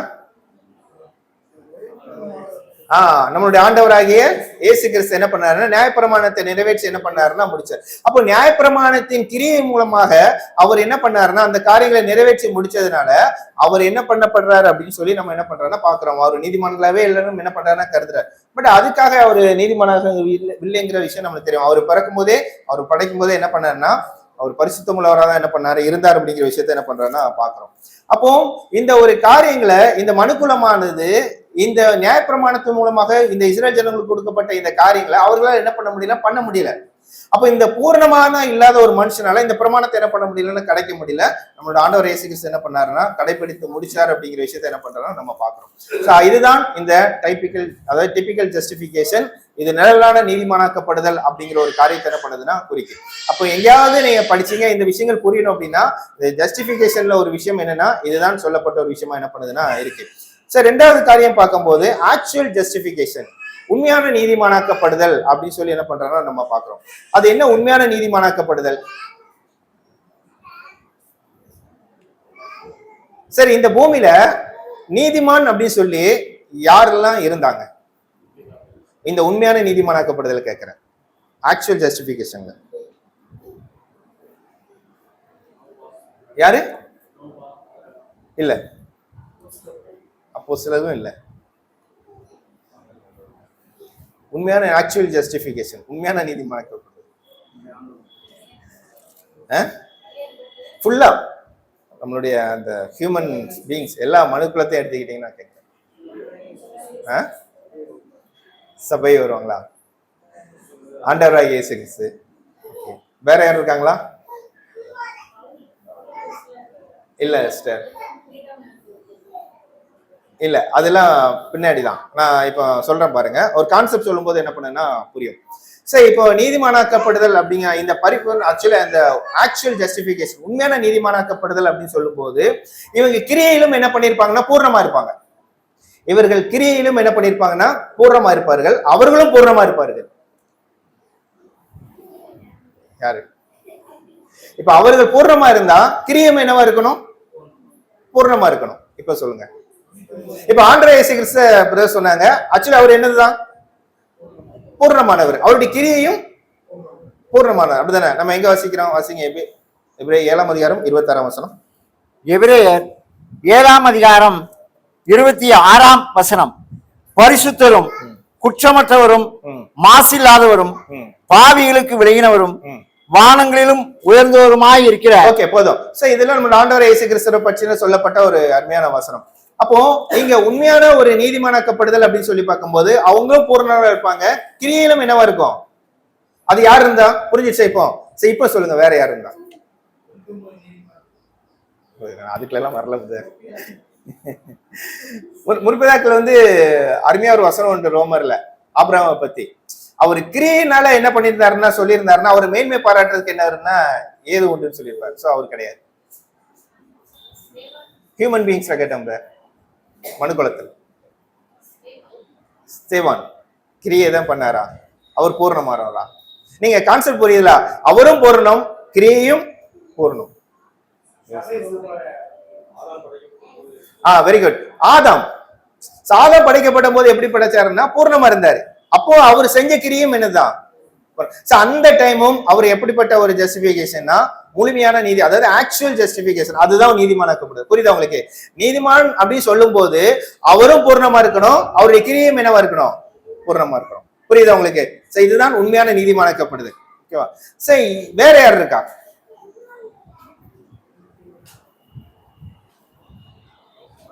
வேற யார் இருக்கா? ஆண்டவரே இயேசு கிறிஸ்து சொல்லியாச்சு, ஆதாம் சொல்லியாச்சு. வேற யார் இருக்கா? சபை எப்படி பிரதர் இப்போ பூர்ணமா இருக்கிறாங்களா? அவங்களுடைய கிரியை பூர்ணமா இருக்கா? நீங்க போனதை பத்தி சொல்லு, நான் சொல்றது வந்து கரெக்ட் தான். நீங்க போறத பத்தி சொல்றீங்க, பட் அவங்களுடைய கிரியை பூர்ணமா இருந்துச்சாதான் என்னோட கொஸ்டின். நீங்க சபை வந்து யுகம் முடிஞ்சு ஆக்சுவலி இப்போ உயிர் தெழுந்த உடனே பூர்ணம் அப்படிங்கிற கான்செப்ட் சொன்னாலுமே, நான் வாழ்றாங்கல்ல, இந்த வாழ்றதுல கிரியை செய்ய முடியும், அங்க போய் கிரியை செய்யக்கூடாது இல்ல. வாழ்றதுல அவங்க கிரியை வந்து பூர்ணமா இருந்ததான்னு கேக்குறேன். மாம்சத்தின்படி தேவன் என்ன பண்றது கிடையாதுன்னா நியாயம் தீர்க்கிறது கிடையாது. ஏன்னா நம்ம மாம்சத்தின்படி நியாயம் தீர்க்கப்பட்டோம் அப்படின்னா நம்முடைய கிரியைகள் அபூர்ணமாக தான் என்ன பண்ணப்படும்னா இருக்குமே தவிர பூர்ணமா என்ன பண்ணாதுன்னா இருக்காது. அதனாலதான் விசுவாசத்தினாலதான் நம்ம என்ன பண்றாருன்னா நியாயம் தீர்க்கிறார் அப்படிங்கிற விஷயத்த என்ன பண்றாருன்னு பாக்குறோம். வித்தியாசங்கள் புரியுதா? ஓகேவா? அப்போ கிரியை பூர்ணமா இருக்கணும், அவர்களும் என்ன பண்ணப்பட்டிருக்கணும்? பூர்ணமா. வேற யாரும் இருக்காங்களா? இல்ல. ஓகே, வசனம் வாசிக்கலாமா? வெளிப்படுத்தல் 20ஆம் அதிகாரம் 12ஆம் வசனம். வெளிப்படுத்தின விசேஷம் 20ஆம் அதிகாரம் 12ஆம் வசனம். மரித்தோராகிய சிறியோரையும் பெரியோரையும் தேவனுக்கு முன்பாக நிற்க கண்டேன். அப்பொழுது புஸ்தகங்கள் திறக்கப்பட்டன. ஜீவ புஸ்தகம் என்னும் வேறொரு புஸ்தகமும் திறக்கப்பட்டது. அப்பொழுது அந்த புஸ்தகங்களில் எழுதப்பட்டவையின்படியே மரித்தோர் தங்கள் தங்கள் கிரியைகளுக்கு தக்கதாக நியாய தீர்ப்பு அடைந்தார்கள். ஓகே, சரி, இது யாருக்கு சொல்லப்பட்டது? எல்லாம் புரியுதா? இது யாருக்கு சொல்லப்பட்ட வசனம்? உலக ஜனங்களுக்கு சொல்லப்பட்ட ஒரு விஷயம், அப்படிதானே? இப்ப உயிர் தெழுந்து வந்த உடனே இவங்களுக்கு ரெண்டே வாய்ப்பு தான். ஒண்ணு நித்திய ஜீவனுக்குள்ள போகணும், இல்ல நித்திய மரணத்துக்குள்ள போகணும் அப்படிங்கிற விஷயம் என்ன பண்ணுன்னா சொல்லப்பட்ட விஷயம். இந்த ரெண்டு விஷயமும் எதன் அடிப்படையில இவங்களுக்கு செயல்படும்? கிரியைங்கிற விஷயத்துல இருக்கட்டும். அப்ப கிரியை பூர்ணமா இருந்தாதான் இவங்க எதுக்குள்ள போக முடியும்? ஜீவனுக்குள்ள என்ன பண்ண முடியும்னா போக முடியும் அப்படிங்கிற விஷயத்தை பார்க்கும். கிரியையில ஒரு விஷயம் பூர்ணமா இல்லாம தவறான கிரியை இருந்தா இவங்களால ஜீவனுக்குள்ள போக முடியுமா? கிடையாது. அப்போ இந்த மனுக்குளம் அடைகிறாங்கல்ல, அவங்களுடைய நிலைமை என்னவா இருக்கும் அப்படின்னா 1000 years முடியும் போது அவர்கள் செய்த கிரியை நிமித்தமாக அவர்கள் என்ன பண்ணுவாங்கன்னா நித்திய ஜீவனுக்குள்ள போகக்கூடிய மனுக்குளம் இருக்குல்ல, அவர்கள் தான் இந்த ஆக்சுவல் ஜஸ்டிபிகேஷனுக்குள்ள என்ன பண்ணுவாங்கன்னா போவாங்க. புரியுதா வித்தியாசம்? அவர்கள் தங்களுடைய கிரியைகள் படி இருந்த அடிப்படையில தான் என்ன பண்ணுவாங்கன்னா நியாயம் தீர்ப்படைவார்கள். அப்போ கிரியைகள் என்னவாதான் இருந்திருக்கணும் அப்படின்னா பூர்ணமாக தான் என்ன பண்ணிதான் இருக்கணும். அப்போ எதுக்கு எக்ஸாம்பிள் அப்படின்னா, அப்ப ஆதாம் பூர்ணமா இருந்தாரு, அவருடைய கிரியம் என்னவா இருந்துச்சுன்னா பூர்ணமா இருந்தது. இந்த ஆண்டவராகிய இயேசு கிறிஸ்துவனுடைய இந்த பிறப்பும் என்னவா இருந்துச்சுன்னா அவருடைய முறையும் எப்படி இருந்ததுன்னா பூர்ணமா இருந்தது, அவருடைய கிரியம் என்னவா இருந்துச்சுன்னா பூர்ணமா இருந்தது. அப்போ உலக ஜனங்களுடைய கிரியம் எப்படி இருக்கணும் அப்படின்னா பூர்ணமா தான் இருந்ததுனாலதான் அவர்கள் பூர்ணமான அந்த ஆக்சுவல் ஜஸ்டிபிகேஷனுக்குள்ள என்ன பண்றாங்கன்னா போறார்கள். சரி, இதுதான் இந்த மனுக்குலம் என்ன பண்ண போகுதுன்னா அடைய போகிறது அப்படிங்கிற விஷயத்த போகணும். அப்போ மனுக்குலம் எழுந்து வரும்போது இந்த 1000 வருட அரசாட்சியில மனுக்குலம் எழுந்து வரும்போது இந்த நீதிமானாக்கப்படக்கூடிய செயல்களை போவர்கள் இவர்கள் ஜீவனை இழந்து போக முடியுமா முடியாதா? முடியும். இப்ப 1000 years தாண்டி அதுக்கப்புறம் முடியாது அப்படிங்கிற விஷயத்த என்ன பண்றேன்னா பாக்குறோம். அப்போ இவருடைய நிலைமை என்னன்னு கவனிச்சுக்கோங்க. இவர்கள் அந்த பூரண நிலைமைக்குள்ள என்ன பண்ண ஆக்சுவலி மனுக்குலத்தோட வேலை என்ன தெரியுமா? ஒரு பூரண நிலைமை 1000 years அப்புறம் என்ன பண்ணிருக்காருன்னா தேவன் என்ன பண்ணிருக்காருன்னா வச்சிருக்கிறார். பூர்ண நிலைமை என்ன பண்ணிருக்காருன்னா வச்சிருக்கிறாரு. இவங்க 1000 years பிகினிங்ல இருந்து தங்களுடைய கிரியின் மூலமாக அந்த நீதிமானாக்கப்படுதலுக்குள்ள என்ன பண்ணுன்னா போகணும். அதுதான் வேற எதுவுமே கிடையாது. அந்த பூர்ண என்ன இல்ல அப்படி வரல பிரதர். அவங்க நிலைமையை தான் என்ன பண்றாரு மாத்துறாரு. இப்ப நீங்க கேட்டீங்கல்ல, ஆக்சுவலி ஆதாம் என்ன பண்ணாருன்னா, ஆதாம் வச்சுதான் என்ன பண்ண போறோம்னா பார்க்க போறோம். இப்ப ஆதாம் என்ன பண்ணாருன்னா, படைக்கும் போது என்ன பண்ணப்பட்டாருன்னா பூர்ணமாக படைக்கப்பட்டாரு. கிரியம் என்னவா இருந்துச்சு, பூர்ணத்துக்குள்ள என்ன பண்ணுதுன்னா இருந்தது. அப்போ அவர் என்ன பண்ணணும் அப்படின்னா, இப்போ லைஃப்ல போகும்போது அவருக்கு என்ன கொடுக்கப்பட்டுச்சுன்னா, அனுபவங்கள்ல டெஸ்டா என்ன பண்ணப்பட்டுச்சுன்னா கொடுக்கப்பட்டுச்சு. இப்போ அவர் என்ன பண்ணிட்டாரு, அதை என்ன பண்ணிட்டாரு, இழந்துட்டாரு. சோ அப்போ அவருடைய நிலைமை என்ன ஆயிடுச்சுன்னா, பூர்ணத்துல இருந்து என்ன ஆயிடுச்சுன்னா குறைஞ்சிடுச்சு. இப்ப மனுகுலம் என்ன பண்ண போகுது அப்படின்னா, அந்த பூர்ண நிலைமைக்குள்ள போகிறதுக்காக இந்த அனுபவங்கள் வாயிலாக கிரியின் மூலமாக என்ன பண்ணணும்னா போகணுங்கிற வைக்கிறது தான் தேவனுடைய ஏற்பாடு. இப்ப எந்திரிச்சு வந்த உடனே பெர்ஃபெக்டா தேவன் பெர்ஃபெக்டா என்ன பண்ணலன்னா இல்ல. ஏன்னா ரெவல்யூஷன்ல என்ன சொல்லுதுன்னு வாசிங்க, 21ஆம் அதிகாரம் 3ஆம் வசனம். வெளிப்படுத்தின விசேஷம் 21ஆம் அதிகாரம் 3ஆம் வசனம். மேலும் பரலோகத்திலிருந்து உண்டான ஒரு பெரும் சத்தத்தை கேட்டேன். அது இதோ மனுஷர்களிடத்திலே தேவனுடைய வாசஸ்தலம் இருக்கிறது. அவர்களிடத்திலே அவர் வாசமாயிருப்பார். அவர்களும் அவருடைய ஜனங்களாய் இருப்பார்கள். தேவன் தாமே அவர்களோட கூட இருந்து அவர்களுடைய தேவனாய் இருப்பார். சோ இதெல்லாம் அந்த ஆதாமுடைய நிலைமைக்கு மனுக்குளம் போனதுக்கு அப்புறம் தேவனால சொல்லப்பட்ட ஒரு அருமையான ஒரு விஷயம். அதுக்கப்புறம் அவர்கள் கண்ணீர் இல்லை, எதுவுமே இல்லை அப்படின்னு சொல்லி. சோ நம்ம 1 கொரிந்தியர் 15ஆம் அதிகாரத்துல படிக்கும் போது எல்லாவற்றையும் சகலத்தையும் என்ன பண்ணாருன்னா பிதாவுக்கு என்ன பண்ணுவாருன்னா கீழ்படுத்தி என்ன பண்ணுவாங்க. அதுக்கு 1000 years process. So 1000 years process என்ன அப்படின்னா, இவங்க பூரணத்துக்குள்ள போகணும்னா பை ஆக்ஷன்ல தான் போக முடியும். அதனாலதான் தங்கள் கிரியையின்படிதான் என்ன பண்ணாருன்னா நியாய தீர்ப்பு என்ன பண்ணார்கள் அடைந்தாரு. அப்போ கிரியை செய்யறதுக்கான காலப்பகுதிக்குள்ள என்ன பண்ண போறாங்கன்னா உலக ஜனங்கள் போக போறாங்க. என்ன பர்பஸ் அப்படின்னா, அந்த ஆதாமுடைய பூர்ண நிலைமைக்கு என்ன பண்ணுன்னா போகணும். அதுதான் என்ன பண்ணிருக்காருன்னா தேவனுச்சு. சோ இதுதான் உண்மையான நீதிமானாக்கப்படுதல் இருக்கக்கூடிய ஆக்சுவல் ஜஸ்டிபிகேஷன் அப்படிங்கிற விஷயத்தை என்ன பண்றோம்னா பாக்குறோம். ஓகே, சோ அடுத்தது என்னன்னா ஃபெய்த் ஜஸ்டிபிகேஷன். இந்த ஃபெய்த் ஜஸ்டிபிகேஷன், ஓகே நான் இது கவனிக்கிறேன். ஓகே, சோ ஃபர்ஸ்ட் ஒரு ஜஸ்டிபிகேஷன் பார்த்தோம்ல. என்ன ஜஸ்டிபிகேஷன்? நிழலான நீதிமானப்படுத்தல். இந்த சார்ட்ல எங்க இருக்கு தெரியுமா? யாராவது சொல்ல முடியுமா?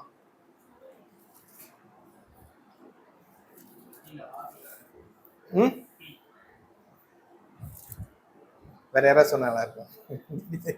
ஓகே, ஏதாவது தெரியுதா பிரதர்? எங்க பிரதர் இருக்கு அந்த உருவக நிழலான நீதிமானாக்கப்படுதல்? எங்க இருக்கு தெரியுமா?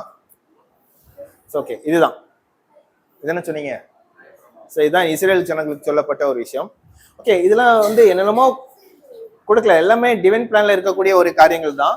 ஸோ இது இது இது எல்லாமே நம்ம என்ன பண்ணலாம்னா சுத்தமான பார்க்கலாம். ஓகே, ஸோ இந்த ஒரு நிலைமை தான் இங்க இருக்கக்கூடிய ஒரு விஷயமா என்ன பண்ணுதுன்னா இருக்கு.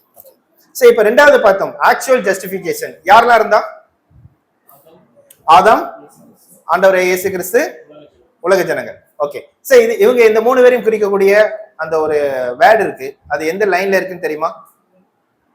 எந்த லைன்ல? ஓகே, எண்ல இருக்கு. சோ எண்ல இருக்கு. சோ இதுதான் இந்த ஆதாமுடைய விஷயம். இதுதான் ஆதாம். சோ இது ஜிங்கிறது யாருன்னு பாத்தீங்கன்னா ஆண்டவரை இயேசு கிறிஸ்து குறிக்கக்கூடிய விஷயம். சோ அதுக்கப்புறம் மேன்கைண்ட் ரிஸ்டோரேஷன். இந்த டபிள்யூன்னு இருக்குல்ல, சோ இவங்க. சோ இந்த லைனை பாத்தீங்கன்னா இதுதான் நீதிப்படுத்தக்கூடிய கான்செப்ட். இவங்க எல்லாருமே என்ன பண்றாங்கன்னா வராங்க அப்படிங்கிற விஷயத்த என்ன பண்றாங்கன்னா பாக்குறோம். அப்போ இந்த நிழலான நீதிமானாக்கப்படுதல் அப்படிங்கிற இந்த லைன் என்ன ஆகுது அப்படின்னா, இந்த ஜூஸ் ஏஜ்ல மட்டும் தான் என்ன பண்ணப்படுதுன்னா இருக்குது. கவனிச்சிங்களா? சோ இதுக்கப்புறம் என்ன கிடையாது, நியாயப்பிரமாணத்தினால எந்த ஒரு காரியமும் என்ன பண்ணாதுன்னு கிடையாது. அது எல்லாமே எங்க இருக்குன்னா இந்த யூதர்களுடைய இந்த ஜூஸ் ஏஜ் தான் என்ன பண்ணுதுன்னா இருக்கு அப்படிங்கிற விஷயத்த பாக்குறோம். சோ இதான் இந்த ஜஸ்டிபிகேஷன்ல இருக்கக்கூடிய ஒரு விஷயம். சோ அடுத்தது என்னன்னா ஃபெய்த் ஜஸ்டிபிகேஷன், விசுவாசத்தினால் நீதிமானாக்கப்படுதல் அப்படிங்கிற விஷயங்கள். சோ இது யாருக்கு? இது யாருக்கு ஃபெய்த் ஜஸ்டிபிகேஷன்? சபைக்கு அப்படிங்கிற விஷயத்த என்ன பண்றோம்னா பாக்குறோம். வாசிக்கலாம். ரோமர் 5ஆம் அதிகாரம் 1ஆம் வசனம்.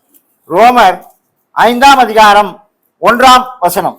இவ்விதமாக நாம் விசுவாசத்தினாலே நீதிமான்களாக்கப்பட்டிருக்கிறபடியால் நம்முடைய கர்த்தராகிய இயேசு கிறிஸ்துவின் மூலமாய் தேவனிடத்தில் சமாதானம் பெற்றிருக்கிறோம். ஓகே, சோ இந்த விசுவாசத்தினால நீதிமானாக்கப்பட்டக்கூடிய ஒரு காரியம் என்ன பண்ணப்பட்டிருக்குன்னா சொல்லப்பட்டிருக்கு. சோ விசேஷமாக இது யாருக்கு பொருந்தும்? அதாவது உங்களுக்கு அண்டர்ஸ்டாண்ட் ஆகுதா, புரியுதா அப்படிங்கிற கவனிங்க. நீங்க கேள்விகள் எதனால என்ன பண்ணலன்னா கேட்கலாம். எனக்கு தெரிஞ்ச பதில என்ன பண்றேன்னா நான் ஷேர் பண்றேன். ஓகே, சோ இந்த விசுவாசத்தினால் நீதிமானாக்கப்படுதல் அப்படிங்கிற விஷயத்த இப்ப மறுபடியும் அந்த ரோமர் 5ஆம் அதிகாரம் 1ஆம் வசனம் வாசிங்க. ரோமர் 5ஆம் அதிகாரம் 1ஆம் வசனம். இவ்விதமாக நாம் விசுவாசத்தினாலே நீதிமான்களாக்கப்பட்டிருக்கிறபடியால் நாம வந்து என்ன பண்ணப்பட்டிருக்குன்னா விசுவாசத்தினால என்ன பண்ணப்பட்டிருக்குன்னா நீதிமான்கள் என்ன பண்ணப்பட்டிருக்குன்னா ஆக்கப்பட்டிருக்கோம். சோ அதனால என்ன கிடைக்குதான்? தேவனோட சமாதானம் என்ன பண்ணப்பட்டிருக்குன்னா கிடைக்கப்பட்டிருக்கு அப்படின்னு சொல்லி பாக்குறோம். சோ விசுவாசத்தினால நீதிமானாக்கப்படுதல் அப்படின்னு சொல்லி ஒண்ணு இருக்குது அப்படிங்கிறத முதல்ல என்ன பண்றோம்னா நம்ம புரிஞ்சுக்கிறோம். இப்ப இந்த விசுவாசத்தினால நீதிமானாக்கப்படுதல் கூடிய காரியத்தை இந்த சபைக்கு மட்டும் தேவன் என்ன பண்ணலன்னா கொடுக்கல. சபைக்கு மட்டும் என்ன பண்ணலன்னா கொடுக்கல அப்படிங்கிறத நம்ம என்ன பண்ண போறோம்னா பாக்குறோம். ஓகே, சோ அப்போ இந்த வசனத்தினுடைய காரியத்தை சரியா என்ன பண்ணணும்னா நம்ம புரிஞ்சுக்கணும். என்ன பர்பஸ்க்காக இந்த விசுவாசத்தினால நீதிமானாக்கப்படுதல் கொடுக்கப்பட்டிருக்கு? எந்த காரணத்துக்காக இந்த விசுவாசத்தினால நீதிமானாக்கப்படுதல் ஒரு மனுஷனுக்கு என்ன பண்ணப்படுதுன்னா கொடுக்கப்படுது? சரி, நம்மளுக்கு எப்போ இந்த விசுவாசத்தினால் நீதிமானாக்கப்படுதல் நடைபெற்றது?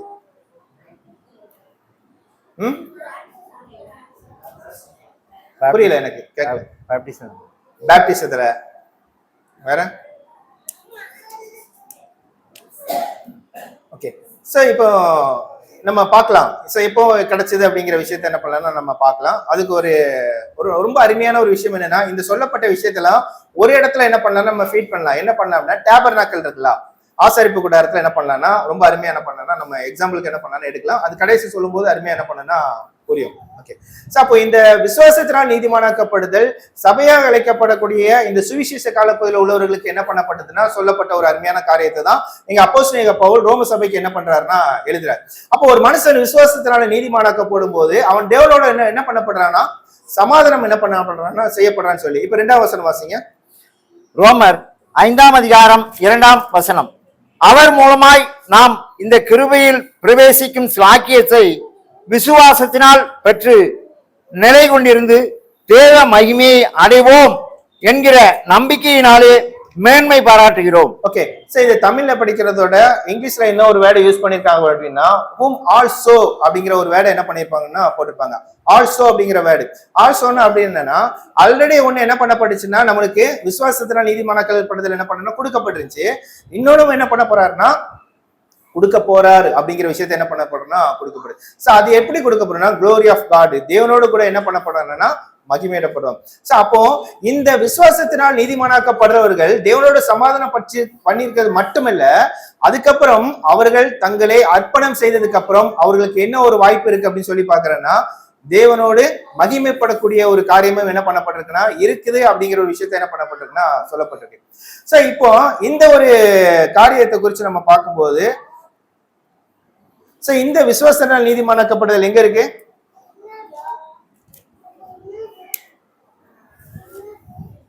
என்ன இருக்குல்ல காஸ்பல் ஏஜ்ல இதுதான் எல்லாமே நீதிமானாக்கப்படுதல் இந்த எண்ணுங்கிற லைன் தான்.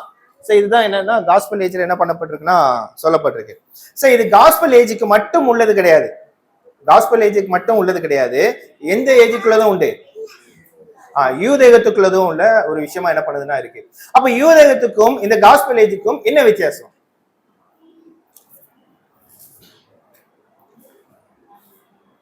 சோ இப்ப ரெண்டுமே இப்ப இந்த ஃபெய்த் ஜஸ்டிஃபிகேஷன் அப்படின்னு சொல்லக்கூடிய விசுவாசத்தினால் நீதிமானாக்கப்படுதல் கூட அப்படிங்கிற காரியங்கள் இங்க யூதேகத்துக்கு இருக்கு அப்படிங்கிறது நம்மளுக்கு எப்படி தெரியும்? எங்க இருக்கு? பிரமாணத்துலதான் முடியல. பிரமாணம் தான். பிரமாணம் என்ன சொல்லிட்டேன்? கிரியைதான் பண்ண சொல்லிட்டேன். பிரமாணம் இல்ல. நல்லா கவனிச்சுக்கோங்க. இப்ப யூதேகன் சொல்லும் போது என்ன எடுக்க முடியாது அப்படின்னா பிரமாணத்தை வச்சு என்ன பண்ண முடியாதுன்னா எடுக்க முடியாது. ஏன்னா பிரமாணம் தான் என்ன சொல்லிடுச்சு? கிரியை தான் சொல்லியிருக்கு. இங்க என்ன படிக்கிறோம்? விசுவாசத்தை பத்தி என்ன பண்றோம்னா படிக்கிறோம். அப்போ அங்க எங்க போகுதுன்னா முற்பதாக்களினுடைய காரியத்துல இருந்து என்ன பண்ணுதுன்னா போகுது. ஆபிரகாம், ஈசாக்கு, யாக்கோபு. அது கூட வச்சுங்க. ரோமர் 4ஆம் அதிகாரம் 1ஆம் வசனத்துல இருந்து. ரோமர் 4ஆம் அதிகாரம் 1ஆம் வசனம் முதல். அப்படியானால் நம்முடைய தகப்பனாகிய ஆபிரகாம் மாம்சத்தின்படி எண்ணத்தை கண்டடைந்தான் என்று சொல்லுவோம். ஆபிரகாம் கிரியைகளினாலே நீதிமானாக்கப்பட்டானாகில் மேன்மை பாராட்ட அவனுக்கு ஏது உண்டு. சோ எப்படி வசனம் தெளிவா சொல்லுது பாத்தீங்களா? ஆபிரகாம் ஒருவேளை கிரியேட் பண்ணிட்டாருன்னு வச்சுக்கோங்களேன், அதன் மூலமாக நீதிமான் ஆயிட்டாருன்னா அவரே அவர் என்ன பண்ணிக்கலாம்? நான் கிரியேட் பண்ணப்பா, நான் என்ன பண்ணிட்டேன் நீதிமான் சொல்லலாம். அப்படி தேவன் வைக்கவே இல்லை. யாருமே என்ன பண்ணலன்னா வைக்கவே இல்லை. அதனாலதான் சொல்றாரு மேன்மை பாராட்ட அவனுக்கு இடம் உண்டு. மேன்மை பாராட்ட அவனுக்கு ஏது உண்டு. ஆகிலும் தேவனுக்கு முன்பாக மேன்மை பாராட்ட ஏதும் இல்லை. வாசிங்க. வேத வாக்கியம் என்ன சொல்லுகிறது? ஆபிரகாம் தேவனை விசுவாசித்தான், அது அவனுக்கு நீதியாக எண்ணப்பட்டது என்று சொல்லுகிறது. இப்ப என்ன சொல்றாருன்னா, ஆபிரகாம் என்ன பண்ணாருன்னா தேவன் என்ன பண்ணாரு, விசுவாசிச்சாரு. அந்த விசுவாசம் அவருக்கு என்ன பண்ணப்பட்டுச்சு, நீதியாக என்னப்பட்டது அப்படின்னு சொல்லி என்ன பண்றாருன்னா பாக்குறோம். அப்ப விசுவாசத்தினால நம்ம என்ன பண்றோம் அப்படின்னா, இந்த விசுவாசங்கிற கான்செப்டை வச்சு வரக்கூடிய நீதிப்படுத்தல்ங்கிறது அங்கேயும் இருக்கு, ஆபிரகாமுடைய காலத்துல இருந்தும் இருக்கு, எங்கேயும் என்ன பண்ணப்பட்டிருக்குன்னா இருக்கு. அதுதான் விசுவாசத்தினால ஒரு மனுஷன் என்ன பண்றாருன்னா தேவனோட நீதிமானாக்கப்படும். அப்ப ஆபிரகாம் எதுக்காக இந்த விசுவாசத்தினால அவரை நீதிப்படுத்தணும்? ஆபிரகாம தேவன் எதுக்கு நீதிப்படுத்தணும் இல்ல நீதிமானாக்கணும்? விசுவாசத்தினால.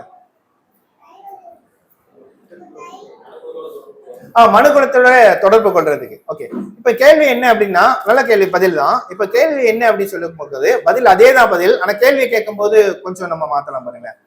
தேவன் தொடர்பு கொண்டதுக்கு அப்புறம் ஆபிரகாம் நீதிமானாக எண்ணப்பட்டாரா, இல்ல தொடர்பு கொள்றதுக்கு முன்பாக ஆபிரகாம் நீதிமானாக எண்ணப்பட்டாரா? கேள்வி கேட்டது நம்ம மனுக்குலத்தோட தொடர்பு கொள்றதுக்காக ஆபிரகாம் நீதிமானாக எண்ணப்பட்டாருங்கிறது சரியான பதில். இப்ப கேள்வி என்னன்னா, ஆபிரகாமுடைய விஷயத்துல பார்க்கும்போது தேவன் தொடர்பு கொண்டதுனால ஆபிரகாம் நீதிமானாக எண்ணப்படுறாரா, இல்ல தொடர்பு கொள்றதுக்கு முன்பாகவே ஆபிரகாம் நீதிமானாக எண்ணப்பட்டாரா? முன்னாடி எண்ணப்பட்டாரா ஆபிரகாம்? இல்ல என்ன செஞ்சிட்டு இருப்பாரு. இப்போ ஒரு வசனம் இருக்கு அப்படிதானே? அப்போ ஆதியாகமம் 15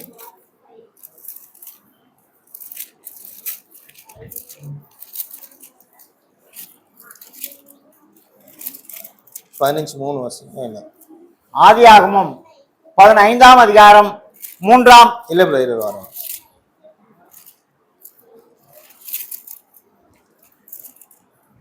6ஆம் வசனம் வாசிங்க.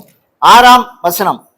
அவன் கர்த்தரை விசுவாசித்தான், அதை அவர் அவனுக்கு நீதியாக எண்ணினார். இப்ப கர்த்தரை என்ன பண்றாரு, அவர் என்ன பண்றாருன்னா விசுவாசிக்காரு. சோ என்ன நடந்துச்சு? அவரு நீ கூப்பிட்டு என்ன பண்ணாருன்னா, வானத்து நட்சத்திரங்கள்லாம் பாரு, எழுத முடியாது, உன்னுடைய ஜாதி என்ன பண்ணுவேன் செயல்படுத்தும் அப்படிங்கிற விஷயத்த இப்ப தொடர்பு கொண்ட விஷயத்த வச்சுதான் ஆபிரகாம் என்ன பண்றாரு, விசுவாசிக்காரு. அப்ப விசுவாசிக்கும் போதுதான் அவர் என்ன பண்றாரு, அதுதானே கரெக்டா இருக்கு, அப்படிதானே சொல்றாரு. சொன்னத உடனே ஆபிரகாமுக்கு என்ன வந்துடுச்சுன்னா விசுவாசம் வந்துடுச்சு. அப்போ விசுவாசம் வந்ததுனால இவரை தேவன் என்னவா கருதுறாரு அப்படின்னா நீதியாக என்ன பண்றாருன்னா கருதித்தார் அப்படிங்கிற விஷயத்த என்ன பண்றாருன்னா பாக்குறோம். அப்போ நீங்க சொன்ன பதில் என்ன அப்படின்னா, மனுக்குலத்தோட தொடர்பு கொள்றதுக்கான ஆமா அதுதான் உண்மை. அப்போ நீதிப்படுத்தலுங்கிறது ஒரு முழுமையாகவோ இல்ல பகுதியாகவோ என்ன பண்ணலன்னா இருக்கலாம். அப்ப இங்க பகுதியாக செயல்பட்டதுதான் யார்கிட்ட அப்படின்னு சொல்லி பார்க்கும்போது எங்க ஆபிரகாம்கிட்ட என்ன பண்ணப்பட்டுச்சுன்னா செயல்பட்டுச்சு. அப்ப அதற்கு முன்பாகவே அவர் அந்த விசுவாசத்துக்குரிய காரியத்திலும் நீதிக்குரிய காரியத்திலும் எப்படிப்பட்டவராக இருந்ததுன்னா கண்டிப்பாக அவர் என்ன பண்ணிருக்குன்னா ஒரு விருப்பம் உள்ளவரா என்ன பண்ணியிருந்தாரு. அவரை அழைச்சாரு, அவரை காமிச்சாரு. என்ன காமிச்சாருன்னா, அவர் பார்க்கறதுக்கு முன்பாகவே என்ன பண்ணாருன்னா சில காரியங்கள் என்ன பண்ணாரு காமிக்கும் போது அதை உண்மையான இருதயத்தோட என்ன பண்ணிட்டாரு அப்படின்னா ஆபிரகாம் என்ன பண்ணிட்டாருன்னா விசுவாசரு அது நீதியா என்ன பண்ணிட்டாரு. அதுக்கப்புறம் சந்ததிக்குரிய அவ்வளவு ஆசீர்வாதத்திலும் ஆபிரகாம் மூலமாக என்ன பண்ணாருன்னா தேவன் என்ன பண்ணாருன்னா கொடுத்தார்.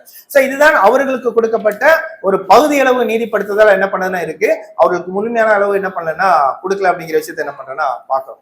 சோ இதுதான் விசுவாசத்தினால என்ன பண்ணப்படுது, நீதிமானாக்கப்படுது. சோ இதெல்லாம் திரும்ப பின்னாடி நம்ம வருவோம். அப்போ இன்னும் கொஞ்சம் என்ன பண்ண வேண்டியிருக்குன்னா விளக்க வேண்டியிருக்கனால சோ அந்த ஒரு காரியத்துல என்ன பண்றோம் நம்ம போகலாம்.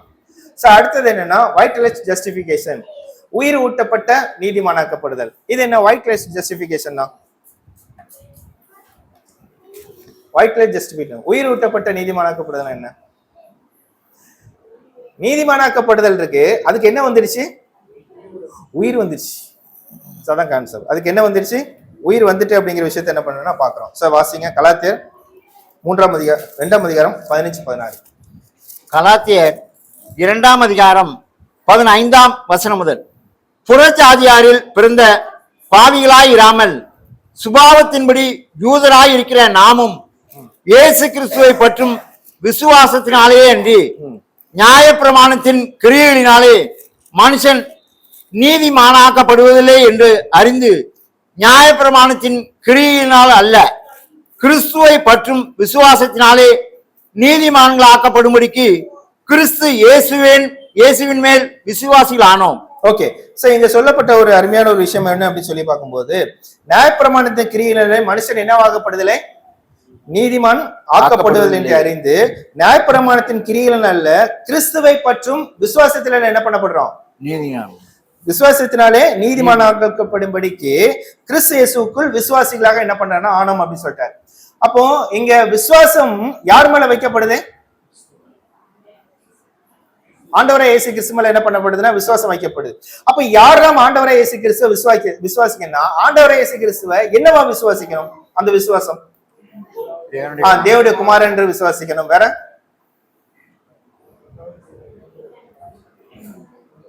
அதனுடைய பலி இந்த மனு குலத்திற்கு கொடுக்கப்பட்ட இந்த பாவத்திலிருந்து எடுக்கக்கூடிய ஒரு மீட்பான ஒரு பலி யாருதான்? அவர்தான். ஓகேவா? சோ ஒரு மனுஷன் நல்லா கவனிச்சுக்கோங்க. ஒரு புத்தியுள்ள ஒரு அறிவுள்ள மனுஷனுக்கு என்ன முதல்ல புரியணும் அப்படின்னா, தான் ஒரு பாவி அப்படிங்கறத என்ன பண்ணணும்னா உணரணும். தான் ஒரு பாவி அப்படிங்கிற விஷயத்தையும் தேவனுக்கும் மனுஷனுக்கும் நம்மளுக்கு என்ன இல்லைன்னா ஒரு தொடர்பு இல்லைங்கிறத ஒரு உணர்ந்து அதற்கு ஒரே ஒரு ஏற்பாடு தான் தேவனால் ஏற்படுத்தப்பட்டதுதான் யாரு அப்படின்னு சொல்லும் போது கிறிஸ்துவின் அந்த ஒரு பலிதான் அப்படிங்க வரும்போதுதான் விசுவாசமே சரியா என்ன பண்ணுவோம் இருக்கும் அப்படிங்கிற விஷயம் என்ன பண்றோம்னா நம்ம பார்க்கலாம். அப்போ அதற்கேற்ற விசுவாசத்துல மனம் திரும்பக்கூடிய காரியங்களுக்கு ஒரு பாவி என்ன பண்ணுவான்னா அடுத்தது தன்னால ஏன்ற அளவுக்கு பாவத்துல இருந்து என்ன பண்ணுவான்னா மனம் திரும்பக்கூடிய காரியங்கள் என்ன பண்ணுவான்னா இதெல்லாம் விசுவாசத்தினுடைய பேஸ். விசுவாசங்கிற ஒரு வேர்டு கிடையாது. தான் முதல்ல என்ன பண்ண ரியலைஸ் பண்ணணும். தான் யாருங்கிறத ரியலைஸ் பண்ணாதான் இந்த விசுவாசத்துக்குள்ளே முதல்ல என்ன பண்ண முடியும்னா போக முடியும். அதற்கப்புறம் தேவன் வைத்திருக்கிற ஏற்பாடு மேல என்னங்கிற காரியங்கள் சரியான புரிந்து கொள்ளுதல்ல போனோம். அதற்கப்புறம் அதற்கேற்ற சில முடியக்கூடிய தவறுகள் இருந்து தங்களை என்ன பண்ணணும்னா திருத்திக் கொள்கிறதா என்ன பண்ணணும்னா இருக்கணும். இதுதான் விசுவாசத்தினுடைய விஷயம். ஏதோ விசுவாசம் ஆண்டவரை இயேசு கிறிஸ்து அப்படின்னு சொன்னா அதெல்லாம் ஏற்றுக்கொள்றதுக்கு என்ன பண்ண முடியாதுன்னா செயல்படுத்த முடியாது அப்படிங்கிற விஷயத்த பாக்குறோம். சோ அப்போ இந்த மாதிரி நம்ம ஆண்டவரை இயேசு கிறிஸ்து மேல நம்ம விசுவாசம் வைக்கும் போது நாம என்னவா பண்ணப்படுறோம்? நீதிமானா ஆனப்படுறோம். சரி, என்ன பர்பஸ்க்கு அப்படிங்கிற விஷயங்களும் நம்ம பின்னாடி என்ன பண்ண பாக்குறோம். ஆனா இப்போ பாத்தீங்கன்னா இந்த நீதிப்படுத்தலோட இருக்கிறாம அடுத்தது என்ன சொல்றாரு அப்படிங்கிறத வாசிங்க. கலாத்தியர் 3ஆம் அதிகாரம் 12ஆம் வசனம். கலாத்தியர் 3ஆம் அதிகாரம் 11ஆம் வசனம் வாசிங்க. 11ஆம் வசனம். நியாய பிரமாணத்தினாலே ஒருவனும் தேவனிடத்தில் நீதிமானாகிறதில்லை என்பது வெளியரங்கமாய் இருக்கிறது. திரும்ப திரும்ப அந்த வசனத்தை சொல்றாரு. நியாயப்பிரமாணத்துல ஒரு மனுஷன் என்ன பண்ண மாட்டான்? நீதிமானாக மாட்டான் அப்படின்னு சொல்லிட்டாரு. ஓகேவா? சோ இந்த நீதிமானங்களுக்கு என்ன பண்றாருன்னா முக்கியத்துவம் கொடுக்கிறார் அப்போஸ்தலனாகிய பவுல். சோ இதுதான் இந்த டாக்டரினுடைய ஒரு அருமையான ஒரு விஷயம். இந்த நீதிப்படுத்தல் நீதிமான் அப்படிங்கிற விஷயத்துக்கு அப்போஸ்தலனாகிய பவுல் என்ன பண்றாருன்னா ரொம்ப அருமையா என்ன பண்றாருன்னா முக்கியத்துவம் கொடுக்காருன்னா அதுக்குள்ள இருக்கக்கூடிய அருமையான காரியங்களை எங்க அப்போஸ்தலனாகிய பவுல் என்ன பண்ணிட்டாருன்னா சரியா புரிஞ்சுக்கிட்டாரு. அது ஏதோ ஒரு வேர்டுக்காக இல்ல, ஒரு சகோதரனை பாக்குறதுக்காக வேர்டுக்கு இல்ல, அது உண்மையிலேயே ஏற்புடையதா இருக்கக்கூடிய ஒரு உண்மையான ஒரு ஆர்த்தே அப்படிங்கறத அப்போஸ்தலனாகிய பவுல் என்ன பண்ணிட்டாருன்னா புரிஞ்சுக்கிட்டாரு. அதனால பேசுறாரு. அதனாலதான் சொல்றாரு. வாசிங்க. விசுவாசத்தினாலே நீதிமான் பிழைப்பான் என்று எழுதியிருக்கிறதே, நியாயப்பிரமாணமோ விசுவாசத்திற்கு உரியது அல்ல, அவைகளை செய்கிற மனுஷனே அவைகளால் பிழைப்பான். ஓகே, சோ விசுவாசத்தினால நீதிமான் என்ன பண்ணுவான்? இதுதான் பாயிண்ட். விசுவாசத்தினால என்ன பண்ணுவான்னா நீதிமான் என்ன பண்ணுவான்னா பிழைப்பான். ஆனா நியாயப்பிரமாணத்துல என்ன பண்ணா செஞ்சாலும் என்ன பண்ண முடியும்? பிழைக்க முடியும். ஆனா நியாயப்பிரமாணத்தை என்ன பண்ண முடியாது? யாருமே செய்ய முடியாது. அப்போ விசுவாசத்தினால அவன் என்ன பண்ணிட முடியும்? அவன் பிழைக்க முடியும். உயிர் இருக்கு. அதுக்கு இந்த விசுவாசத்துக்கு என்ன இருக்குன்னா ஒரு உயிர் இருக்கு அப்படிங்கிற விஷயத்த என்ன பண்றோம்னா நம்ம புரிஞ்சுக்கிட்டோம். அதுதான் வைட்டலே ஜஸ்டிஃபிகேஷன். அது எப்போ ஒரு மனுஷனுக்கு ஏற்படும் அப்படின்னா இந்த ஒரு மனுஷன் விசுவாசத்தினால கிறிஸ்துவனுடைய மேல வைத்த விசுவாசத்தினால வரும்போது அவன் தன்னை முழுமையாக அர்ப்பணிச்சு இந்த வைட்டலே தன்னை முழுமையாக அர்ப்பணிச்சு எப்போ ஆண்டவர் இயேசு கிறிஸ்துவனுடைய அந்த புண்ணியம் தெரியுமா? மெரிட், பலன், அப்படித்தானே? சோ அந்த பலன் அவர் மேல ஆக்சுவலி அந்த ஒரு மனுஷன் மேல வைக்கும் போது என்ன ஆகுது தெரியுமா? என்ன ஆகுது? ஆகும்போது தேவன் அவர்களை நீதிமான்களாக ஆக்கிறார். சோ இது இந்த மனுகுலத்துக்கு நீதிமானருக்கும் இதுக்கும் இருக்க வித்தியாசம் என்னன்னா மனுகுலமானது 1000 years பூர்ணமா ஆனதுக்கு அப்புறம் தான் அவர்களை நீதிமான்களா ஆக்சுவல் நீதிமானா என்ன பண்றாருன்னா கருதுறாரு. இந்த செகண்ட்ஸே என்ன பண்றாருன்னா தேவன் உடனே என்ன பண்றாருன்னா இந்த திருச்சபைக்கு மட்டும் என்ன பண்றாருன்னா வாசிங்க 8:33 ரோமர் 8ஆம் அதிகாரம் 33ஆம் வசனம். தேவன் தெரிந்து கொண்டவர்கள் மேல் குற்றம் சாட்டுகிறவன் யார்? தேவனே அவர்களை நீதிமான்கள் ஆக்குகிறவர். தேவன் என்ன பண்றாருன்னா நீதிமான்களா என்ன பண்றாருன்னா ஆக்குறாரு. தம்முடைய ஆவியை அனுப்பி அவர்களை புது சிருஷ்டியாக என்ன பண்றாருன்னா ஜெனிப்பிக்கிறார்கள். ஸோ அதுக்கப்புறம் இருக்கக்கூடிய அவங்களுடைய பேர் தான் என்னன்னா வைட்டலிட்டி ஜஸ்டிபிகேஷன். அதாவது உண்மையான, அதாவது உயிர் ஊட்டப்பட்ட என்ன பண்ணதுன்னா நீதிமான் அப்படிங்கிற விஷயத்த என்ன பண்றாங்கன்னா, அதுதான் நான் சொல்றேன். இன்னும் டிஃபரெண்ட் இருக்கு, ரெண்டுமே ஃபெய்த் பேஸ்ட் தான். ஃபெய்த் பேஸ்டுல வந்து ஒரு லெவல் போறது, அடுத்த லெவல் போறது.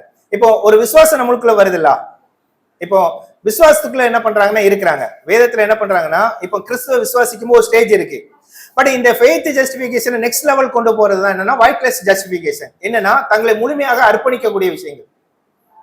இப்போ அதுக்கு எக்ஸாம்பிள் இப்பவுமே பார்க்கலாம், இல்லைன்னா இன்னும் 2 பாயிண்ட் முடிஞ்ச உடனே அந்த வரிசை எல்லாம் எக்ஸாம்பிள் பார்க்கும்போது அதுல நீங்க கொஸ்டின் கேளுங்க, அதுல வரிசை என்ன பண்ணலன்னா பார்க்கலாம். வித்தியாசம் அதுதான். அந்த ஃபெய்த்தை என்ன பண்றாங்கன்னா, அதனாலதான் ரோமர் 5ஆம் அதிகாரம் 2ஆம் வசனம் படிச்சோம். தேவனோட சமாதானம் இருக்கக்கூடியது இருக்கிறது. மறுபடியும் நீங்க என்ன பண்ணணும்னா அந்த அர்ப்பணிக்குள்ள போகும்போது தேவனோட மகிமைப்படக்கூடிய ஒரு காரியமும் என்ன பண்ணுதுன்னா இருக்குது. அதாவது விசுவாசம் வந்து இப்போ டிஃப்ரெண்ட் என்ன அப்படின்னு சொல்றதுன்னா, ஆபிரகாம் இருக்காருல்ல, ஆபிரகாம் என்ன பண்ணாருன்னா விசுவாசித்தால் அவருக்கு நீதியாக எண்ணப்பட்டது. பட் அவரை எங்க கொண்டு போகல, அது ஜீவனுக்குள்ள என்ன பண்ணலன்னா கொண்டு போகல, இல்ல அவருக்கு ஜீவனை கொடுக்கல. பட் இந்த காஸ்பல் ஏஜ்ல என்ன நடக்குது அப்படின்னா, இந்த ஃபெய்த் எங்க கொண்டு போகுது அப்படின்னா ஜீவனுக்குள்ள கொண்டு போகுது. ஜீவனுக்குள்ள என்ன பண்ண போகுதுன்னா கொண்டு போகுது. அதனாலதான் நம்மளுடைய சோதனை எங்க இருக்கு அப்படின்னு சொல்லி 1 பேதுரு 1ஆம் அதிகாரம் 7ஆம் வசனம் வாசிங்க. 1 பேதுரு 1ஆம் அதிகாரம் 7ஆம் வசனம். அழிந்து போகிற பொன் அக்கினியினால் சோதிக்கப்படும், அதை பார்க்கிலும் அதிக விலையேறப்பட்டதாய் இருக்கிற உங்கள் விசுவாசம் சோதிக்கப்பட்டு இயேசு கிறிஸ்து வெளிப்படும் போது உங்களுக்கு புகழ்ச்சியும் கனமும் மகிமையும் உண்டாக காணப்படும். பாத்தீங்களா, இந்த விசுவாசத்தின் மூலமாக தான் புகழ்ச்சி கனம் மகிமை என்ன பண்ண போகுதுன்னா கொடுக்க போகுதுன்னு சொல்லிட்டாரு. கிரியையினால இல்லை அப்படிங்கிற விஷயத்த சொல்லிட்டாரு. அதனாலதான் கிரியைங்கிறது உலக ஜனங்களுக்கும் இதுங்கிறது. அப்போ இந்த ஃபெய்த் ஜஸ்டிபிகேஷன்ங்கிறது முதல்ல விசுவாசத்துக்குள்ள வர்ற எல்லாத்தையுமே அவர் என்ன பண்றாருன்னா நீதிப்படுத்தார். அத ஒரு கொஸ்டின் கேட்டேன், பர்டிகுலரா எதுக்காக இந்த ஃபெய்த் ஜஸ்டிபிகேஷன் கொடுக்கணும் அப்படிங்கிற ஒரு கொஸ்டின் இருக்கு. ஆனா உண்மையிலே என்ன ஆகுது அப்படின்னா, வைட்டல் ஜஸ்டிபிகேஷன் தான் ஒரு மனுஷனுக்கு தன்னுடைய வாழ்க்கையை ஜீவனுக்குள்ள போறதுக்கான ஒரு ஆரம்பமா என்ன பண்ணுதுன்னா இருக்கு அப்படிங்கிறத பாக்குறோம். கண்டிப்பா பின்னாடி என்ன பண்ணலாம்னா ஓகே. சோ இதுதான் வைட்லெஸ் ஜஸ்டிபிகேஷன். புரியுதா? ஒரு உயிர் கொடுக்கப்படணும். அந்த உயிர் என்ன உயிர் ஊட்டப்படுனா இந்த ஜஸ்டிபிகேஷனுக்கு என்ன பண்ணப்படுதுன்னா ஒரு உயிர் கொடுக்கப்படுது. இன்னும் இதுக்கு இன்னொரு வேர்டு இருக்கு, சட்டப்படி நீதிமான். ஆக்சுவலி இது ஸ்லாஷ் போட்டுக்கோங்க. வைட்லெஸ் ஜஸ்டிபிகேஷனுக்கு இன்னொரு பேர் இருக்குதுன்னா சட்டப்படி நீதிமானாக்கப்படுது. அது என்ன சட்டப்படி நீதிமானாக்கப்படுதல்? அது என்ன சட்டப்படி நீதிமானாக்கப்படுதல்? நீதிமானாக்கப்படுதல் ஒண்ணு இருக்கு, அது என்ன ஆகுதுன்னா சட்டத்தின் அடிப்படையில் என்ன ஆகுதுன்னா நீதிமானாக்கப்படுது. ஓகே, சோ அதுக்கு எக்ஸாம்பிள் என்ன அப்படின்னு சொல்லி நம்ம பார்க்கலாம். இப்ப ஆசரிப்பு கூடாரத்தை தேவன் என்ன பண்ணாருன்னா மோசே மூலமாக என்ன பண்ணாருன்னா செய்ய சொன்னாரா? அவங்க செஞ்சாங்க, செஞ்சுட்டு அப்படிதானே செஞ்சு பயன்பாட்டுக்கு என்ன பண்ணுது, ஒரு நாள் பயன்பாட்டுக்கு வந்ததா? பயன்பாட்டுக்கு வரும்போது ஒரு முறைமை என்ன பண்ணாங்கன்னா செஞ்சாங்க. என்ன செஞ்சாங்க? என்ன முறைமை பிரதர்? வாசிங்க. எபிரேயர் 9ஆம் அதிகாரம் 19ஆம் வசனத்துல இருந்து. எபிரேயர் 9ஆம் அதிகாரம் 19ஆம் வசனம். 19ஆம் வசனம். எப்படி எனில் மோசே நியாயப்பிரமாணத்தின்படி சகல ஜனங்களுக்கும் எல்லா கட்டளைகளையும் சொன்ன பின்பு இளங்காலை வெள்ளாட்டுக்கடா இவைகளின் இரத்தத்தை தண்ணீரோடும் சிவப்பான ஆட்டு மயிரோடும் ஈசோப்போடும் கூட எடுத்து புஸ்தகத்தின் மேலும் ஜனங்கள் எல்லார் மேலும் தெளித்து, தேவன் உங்களுக்கு கட்டளையிட்ட உடன்படிக்கையின் ரத்தம் இதுவே என்று சொன்னான். இதுவே இவ்விதமாக கூடாரத்தின் மேலும் ஆராதனைக்குரிய சகல பனிமூட்டுகளின் மேலும் ரத்தத்தை தெளித்தான். ஓகே, அப்போ இந்த பயன்பாட்டுக்கு வரும்போது அங்க என்ன தெளிக்கப்படுது? ரத்தம் தெளிச்சதுக்கு அப்புறம் தான் எல்லாத்தையும் என்ன பண்ணுவாங்கன்னா அதை பயன்பாட்டுக்கு என்ன பண்ணுவாங்கன்னா வருவாங்க. அதே மாதிரிதான் இந்த விசுவாசமானது நீதிமானாக்கப்படுதல் ரத்தம் என்ன பண்ணப்படுதுன்னா கொடுக்கப்படுது. அது யாருன்னா ஆண்டவர் இயேசு கிறிஸ்துனுடைய அந்த ரான்சம், அந்த பலி. சோ அதனால என்ன பண்ணுன்னா இந்த ஒரு நீதிமானாக்கப்படுதல் என்னவா என்னப்படுதுன்னா உயிரூட்ட நீதிமானாக்கப்படுதல் அல்லது சட்டப்படி நீதிமானாக்கப்படுதல். சோ இதெல்லாம் வந்து அண்டர்ஸ்டாண்ட் புரிஞ்சுக்கோங்க. வரக்கூடிய காலங்கள்ல சவர்கள் எடுக்கும் போது இந்த வேர்டு வந்துருச்சுனாலே சரியான ஒரு இடத்துல என்ன பண்ணலாம்னா நம்ம புரிந்து கொள்ளலாம் அப்படிங்கிறதுக்காக தான் நம்ம இந்த வேர்ட்ல என்ன பண்ணிட்டு இருக்கோம்னா பாத்துட்டு இருக்கோம். இதெல்லாம் நிறைய காரியங்கள் வேதத்திலயும் இருக்கு. ரசல் பிரதரும் பயன்படுத்தப்பட்ட ஒரு காரியமா என்ன பண்ணுதுன்னா இருக்கு.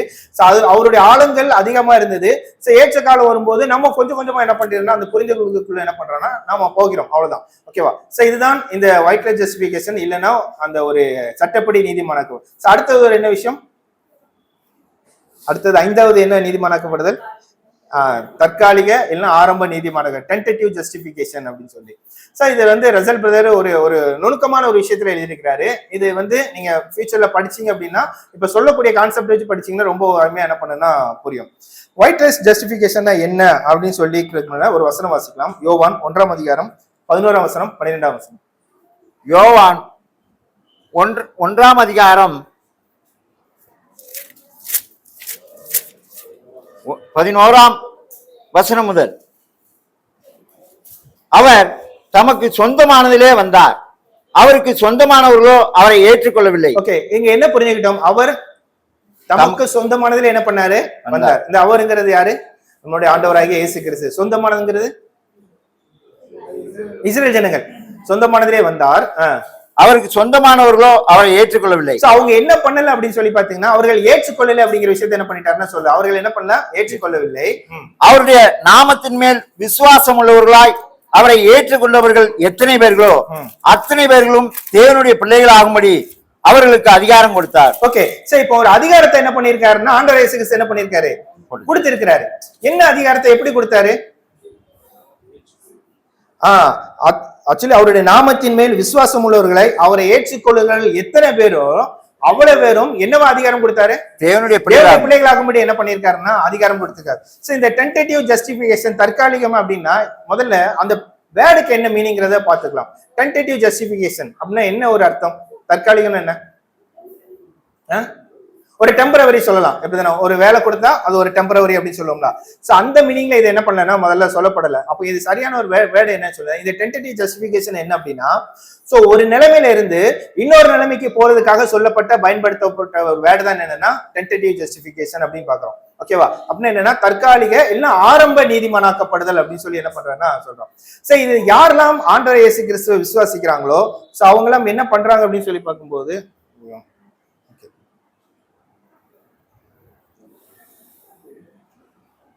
ஓகே, சோ இப்ப பாத்தீங்க அப்படின்னா இப்ப இஸ்ரேல் ஜனங்கள் இருந்தாங்க, எல்லாருமே இருந்தாங்க.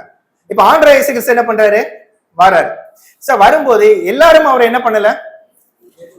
ஏற்றுக்கொள்ளவே இல்லை. ஓகேவா? எல்லாருமே என்ன பண்ணலன்னா ஏற்றுக்கொள்ள. ஆனா சிலர் என்ன பண்ணாங்க? சோ அப்ப இருந்த நிலைமை என்ன அப்படின்னா அங்க பிரமாணம் இருந்தது. பிரமாணத்துலதான் அவங்க என்ன பண்ணணும்? கிரியை பண்ணணும். கிரியை பண்ணாதான் அவங்க என்ன பண்ண முடியும்னா நீதிப்படுத்த முடியும் அப்படிங்கிற விஷயம் தான் அங்க இருந்துச்சு. இப்ப ஆண்டவர் இயேசு கிறிஸ்து என்ன பண்றாரு? வராங்க. யாருமே என்ன பண்ணலன்னா ஏத்துக்கல. எல்லாருமே ஏத்துக்கல. சிலர் என்ன பண்றாங்க? ஏத்துக்கிட்டாங்க. இந்த ஏத்துக்கூடக்கூடிய ஆரம்ப நிலைமை இருக்குல்ல, அதுதான் நீங்க சொல்லப்பட்டது என்னன்னா டென்டேட்டிவ் ஜஸ்டிபிகேஷன். அவங்க ஏற்றுக்கொள்ளக்கூடிய மனநிலைமையில இருக்கிறாங்க தெரியுமா? அப்பவுமே தேவனால அவர்கள் ஆரம்ப தற்காலிக நிலைமையாக என்ன பண்றாரு அப்படிங்கிற விஷயத்த என்ன பண்றாரு? அவங்க உண்மையான விஷயம் எல்லாம் கிடையாது. இதுக்கு பேர் என்னன்னா இவர்கள் இந்த எண்ணப்படக்கூடிய நிலைமையில, அதாவது இந்த விசுவாசத்தை பார்த்த நிலைமையில இருந்து அப்படியே இருந்துடக்கூடாது. அடுத்தது என்ன பண்ணணும்னா தேவனுடைய பிள்ளைகளாக போகணும், அடுத்த ஸ்டெப்புக்கு போகணுங்கிறதுக்காக தான் ஏற்படுத்தப்படக்கூடிய விஷயம் தான் என்னன்னா இந்த டென்டேட்டிவ் ஜஸ்டிபிகேஷன். ஓகேவா? சரி, இப்போ எல்லாருமே நமக்கு சத்தியத்துல இருக்கிறோம். ஓகேவா? இதுக்கு முன்னாடி எங்க இருந்தோம்? பாபிலோன்ல என்ன பண்ணனா இருந்தோம். சரி, ஓகே. ஒரு ஜெனரேஷனே இப்போ கிறிஸ்துவ மதம் இங்க இப்போ எனக்கு டீட்டெயிலா எனக்கு தெரியல. ஒருவேளை இந்த இந்தியாவில என்னவா இருந்துச்சுன்னா அதிகமான கிறிஸ்துவை அறியாத ஜனங்களா தான் என்ன பண்றாங்கன்னா இருந்திருப்பாங்க. ஒருவேளை எங்க தாத்தா பாட்டி எல்லாம் இருந்தது. அதுக்கு மேல பாத்தீங்கன்னா கிறிஸ்துவத்தை என்ன பண்ண மாட்டாங்கன்னா அறியாம இருந்தாங்க. அப்போ அங்க இருந்து என்ன ஆகுது அப்படின்னா முதல்ல என்ன ஆகுதுன்னா கடவுளை பற்றின ஒரு அறிவு என்ன பண்ணப்படுது? ஒரு உள்ள வருதுல பிரதர், உள்ள ஜென்ரலா வருது இல்ல, வராம நம்ம இப்ப டைரக்டா இங்க என்ன பண்ணலன்னா சத்தியத்துக்குள்ள என்ன பண்ணலன்னு வரல. ஏன்னா காலங்கள் இடையில என்ன ஆயிடுச்சுன்னா மாற ஆரம்பிச்சிருச்சு. அங்க இருந்து கிறிஸ்தவ மதம் என்ன பண்ணலன்னா அதிகமாக ஒரு ஒரு முறைமைகளை இருந்தோம். இப்போ முதல்ல என்ன ஆகுதுன்னா கிறிஸ்துவை பற்றி என்ன பண்ண உபதேசங்கள் என்ன பண்ணப்படுச்சுன்னா தெரியப்படுச்சு. அப்படிதானே? தெரியப்படும் போது அநேகர் என்ன பண்ணாங்கன்னா ஆண்டவர் இயேசு கிறிஸ்து எனக்காக என்ன பண்ணாருன்னா மரிச்சாருன்னு நினைக்கக்கூடிய அநேக ஜனங்கள் என்ன பண்ணாங்கன்னா இருந்தாங்க. இல்லாமலாம் கிடையாது, இருந்தாங்க. ஓகேவா? பட் அந்த நிலைமையில அவங்க என்ன பண்ணக்கூடாது? அதான் பாயிண்ட். அந்த நிலைமையில இருந்துட்டா அப்படின்னா அவங்க என்ன பண்ண முடியாதுன்னா தேவனுடைய பிள்ளைகளாகும்படி அவர்களுக்கு என்ன பண்ண கொடுக்க முடியாது? அதிகாரம் கொடுக்க முடியாது. அவர்கள் அடுத்தடுத்த நிலைமைக்குள்ள என்ன பண்ணணும்னா போகணும். அப்ப அந்த ஆரம்ப நிலைமைக்காக சொல்லப்பட்டுதான் இந்த டென்டேட்டிவ் ஜஸ்டிபிகேஷன். புரியுதா? இப்ப கொர்நேலியு இருக்காரா? கொர்நேலியுவிட்ட தேவன் என்ன பண்ணாருன்னா அப்போஸ்தலனாகிய பேதுரு என்ன பண்ணாருன்னா அனுப்புனாரு. அனுப்பும் போதுதான் அவர்களுக்கு காரியங்கள் எல்லாமே பண்ணி என்ன பண்ணப்பட்டுச்சு? சொல்லப்பட்டுச்சு. அப்போ கொர்நேலியுவை அப்போஸ்தலனாகிய பேதுரு சந்திக்கிறதுக்கு முன்பாக அவருடைய நிலைமை என்னவா இருந்திருக்கும்? ஏதோ ஒரு நிலைமை இருந்துச்சா, படி நிலைமை இருந்துலா, தேவனை விசுவாசிச்சு அவர் என்ன பண்றாருன்னா பிரேயர் பண்றாரு, தான தர்மங்கள் என்ன பண்றாரு. அப்ப அவர் ஒரு ஆரம்ப நிலைமையில இருக்கிறாரு. அவர் அந்த ஆரம்ப நிலையில இருந்து அடுத்த நிலைமைக்கு போயிட்டாருல, அடுத்த நிலைமை போயிட்டார்ல. அந்த ஆரம்ப நிலைமை தான் என்னன்னா டென்டேட்டிவ் ஜஸ்டிபிகேஷன் என்ன பண்ணப்படுதுன்னா சொல்லப்படுது. இதுதான் ஆரம்ப நிலைமை அப்படிங்கிற விஷயத்த என்ன பண்றேன்னா சொல்றோம். ஓகேவா? சோ அடுத்தது என்ன பாத்தீங்க அப்படின்னா ரெக்கன் ஜஸ்டிபிகேஷன் இல்லைன்னா இம்ப்யூட்டட் ஜஸ்டிபிகேஷன். சோ இதுக்கு என்ன அர்த்தம் அப்படின்னா சாற்றப்படுதல்.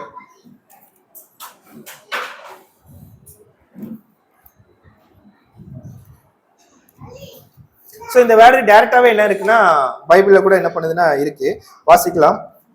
ரோமர் 4ஆம் அதிகாரம் அதே 1-3 தான்.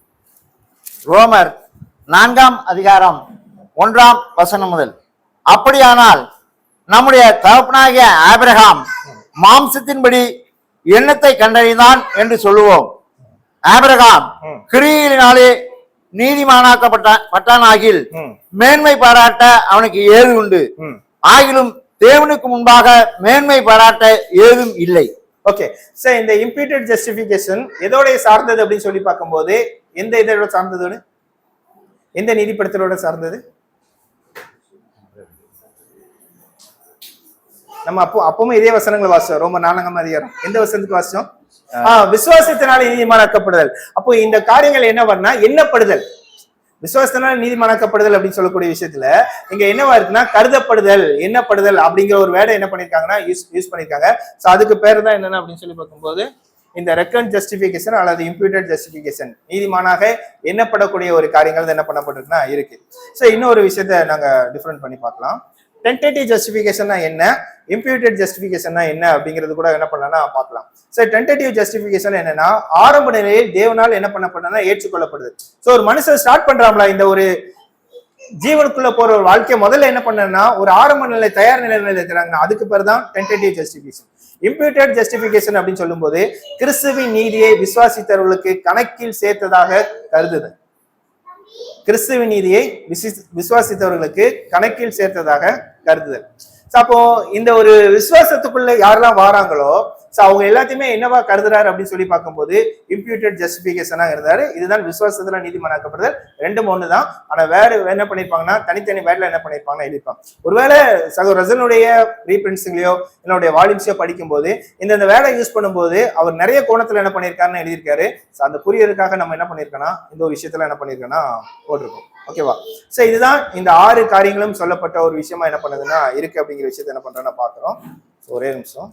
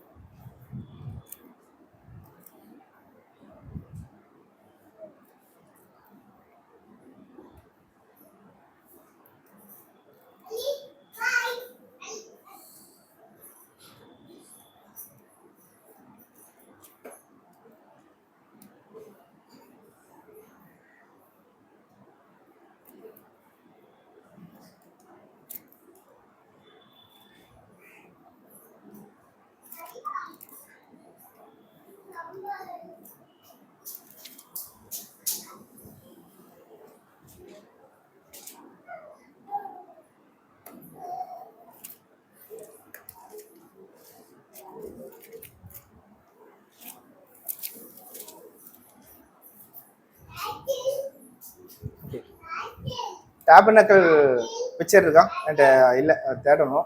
ஓகே, ஸோ இப்போ ஆசார்ப்பு கூட இருக்கலாம் பிரதர், ஆசார்ப்பு கூட இருக்கா? ஓகே, ஸோ அதை டிஸ்பிளே பண்ண நான் கொஞ்சம் எக்ஸ்பிளைன் பண்றேன். ஓகே, அந்த இதை வச்சு நம்ம இந்த ஜஸ்டிஃபிகேஷன் என்ன பண்ணிடலாம்னா நம்ம ரொம்ப ஈஸியாக என்ன பண்ணலாம்னா போடலாம். ஸோ இல்லைன்னா நான் என்ன பண்றேன்னா படம் வரைஞ்சு கூட என்ன பண்றேன்னா நான் போடுறேன். எதுனாலும் ஓகே தான்.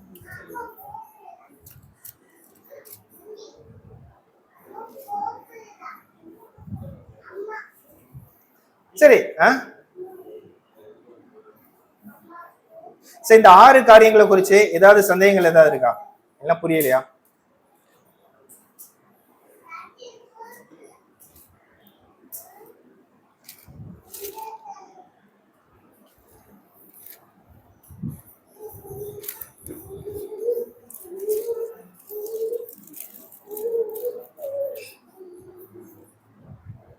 ஸோ தேவனுடைய அவருடைய திட்டத்துல இந்த நீதிப்படுத்தல் அப்படிங்கிற விஷயங்கள்ல ரொம்ப அருமையா என்ன பண்ணியிருக்காருன்னா அடிப்படையா என்ன பண்ணியிருக்காருன்னா வச்சிருக்கிறாரு. ஸோ ஒரு மனுஷன் தன்னோட வரணும், அதாவது தன்னை சார்ந்து இருக்கணும் அப்படிங்கிற நிலைமைக்கு வர்றதுக்காக தேவன் ஏற்பாடு பண்ணி வச்சதுதான் இந்த ஒரு மனுஷனுடைய நீதிப்படுத்தல என்ன பண்ணுதுன்னா இருக்கு அப்படிங்கிற விஷயத்த என்ன பண்றாருன்னா நம்ம பாக்குறோம். ஸோ இதை ரொம்ப அருமையாக நிழல்ல என்ன பண்ணிருக்கலாம்னா ரொம்ப அருமையா என்ன பண்ணிருப்பாருன்னா டாபர்நாக்கிள் வச்சு என்ன பண்ணிருப்பாருன்னா புரிய வச்சிருப்பாரு. ஸோ நம்மளுக்கு யாருக்குன்னு தெரிஞ்சது, எனக்கு அனுப்புன வராது, உங்களுக்கு அனுப்புறாங்க.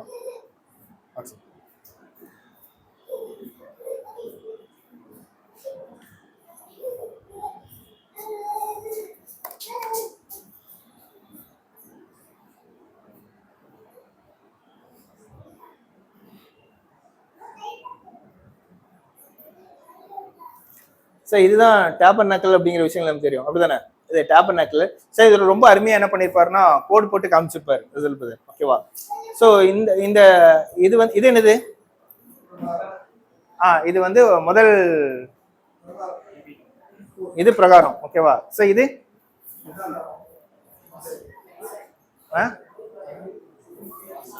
திரைச்சிலையா? அதுக்கு பேர் என்ன? இல்ல இந்த இடத்துக்கு அதுக்கு பேர் என்ன? வாசல் தானே? ஆக்சுவலி இது வாசல், அப்படிதானே? இது வாசல். இது அப்ப இதுல ஒரு லைன் போதா? சரி, இங்க ஒரு என்ன இருக்கா?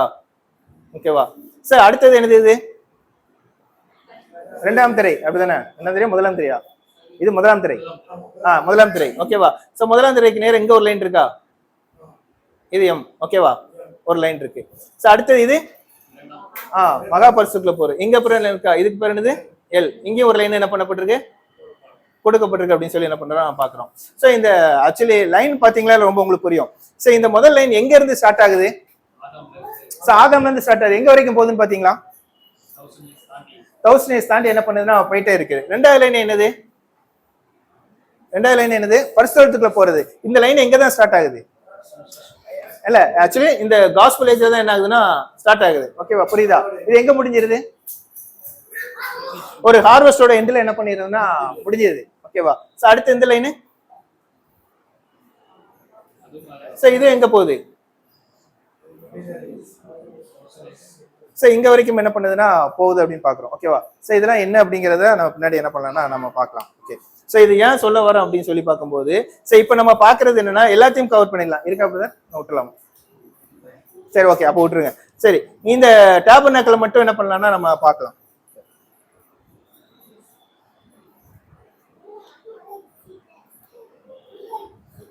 ஆஃப் பண்ணிடலாம்.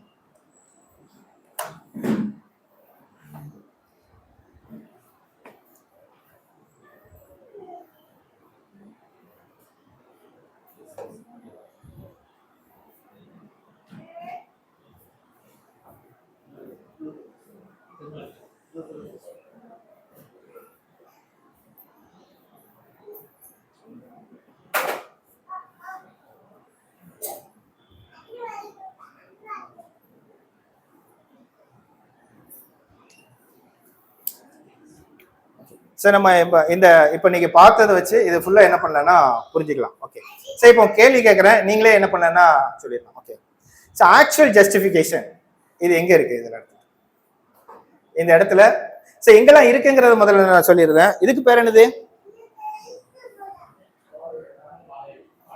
பாளையம். இதுக்கு இது இது மகாபரிசு.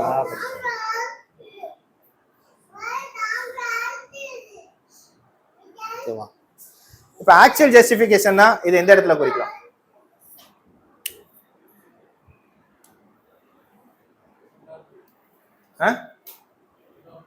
ரெண்டாம் திரை. Very good. சோ இந்த இடத்துல வருமா பிரதர்? சோ இங்க இருந்தா மட்டும்தான் ஜஸ்டிஃபிகேஷன். அவங்களுடைய கிரியையும் பூர்ணமா இருக்கும், அவர்களும் என்ன பண்ணுவாங்க? பூர்ணமா இருப்பார்கள் அப்படின்னு சொல்லி நம்ம ஏற்கனவே பார்க்கணும். தேவன் அவர்களோட என்ன பண்ணுவாரு? வாசம் பண்ணுவான்னு சொல்லி வெளிப்படுத்தல 21ஆம் அதிகாரம் 3ஆம் வசனத்துல படிச்சோம். சோ இந்த இடத்துலதான் அவரு நிழலா சொல்லும் போது என்ன சொல்றாருன்னா சந்திக்கக்கூடிய இடமா என்ன பண்ணுவாருன்னா சொல்லுவாரு. புரியுதா உங்களுக்கு? அதுதான் வாசஸ்தலம் பண்ணக்கூடிய ஒரு இடமா என்ன பண்ணுன்னா இருக்கு. ஓகே, சோ அடுத்தது என்ன பார்த்தோம்? ஃபெய்த் ஜஸ்டிஃபிகேஷன், விசுவாசத்தினால் நீதிமானாக்கப்படுதல். இவங்க விசுவாசத்தினால் நீதிமானாக்கப்படுதல்.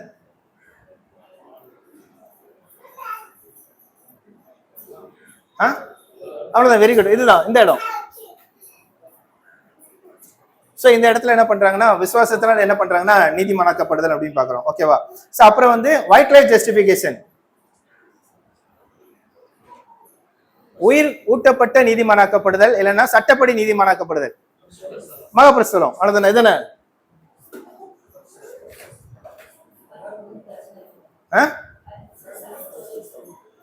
அதான் பரிசுத்தத்துல இருப்பாங்க, இங்கதானே இருப்பாங்க.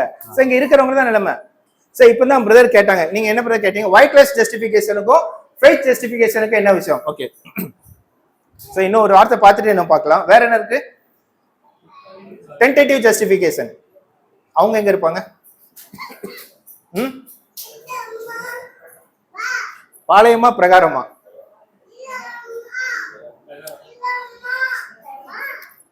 அப்ப இங்க கிடையாதா? சரி, இப்ப ஒரு கேள்வி கேட்கிறேன். ஓகேவா?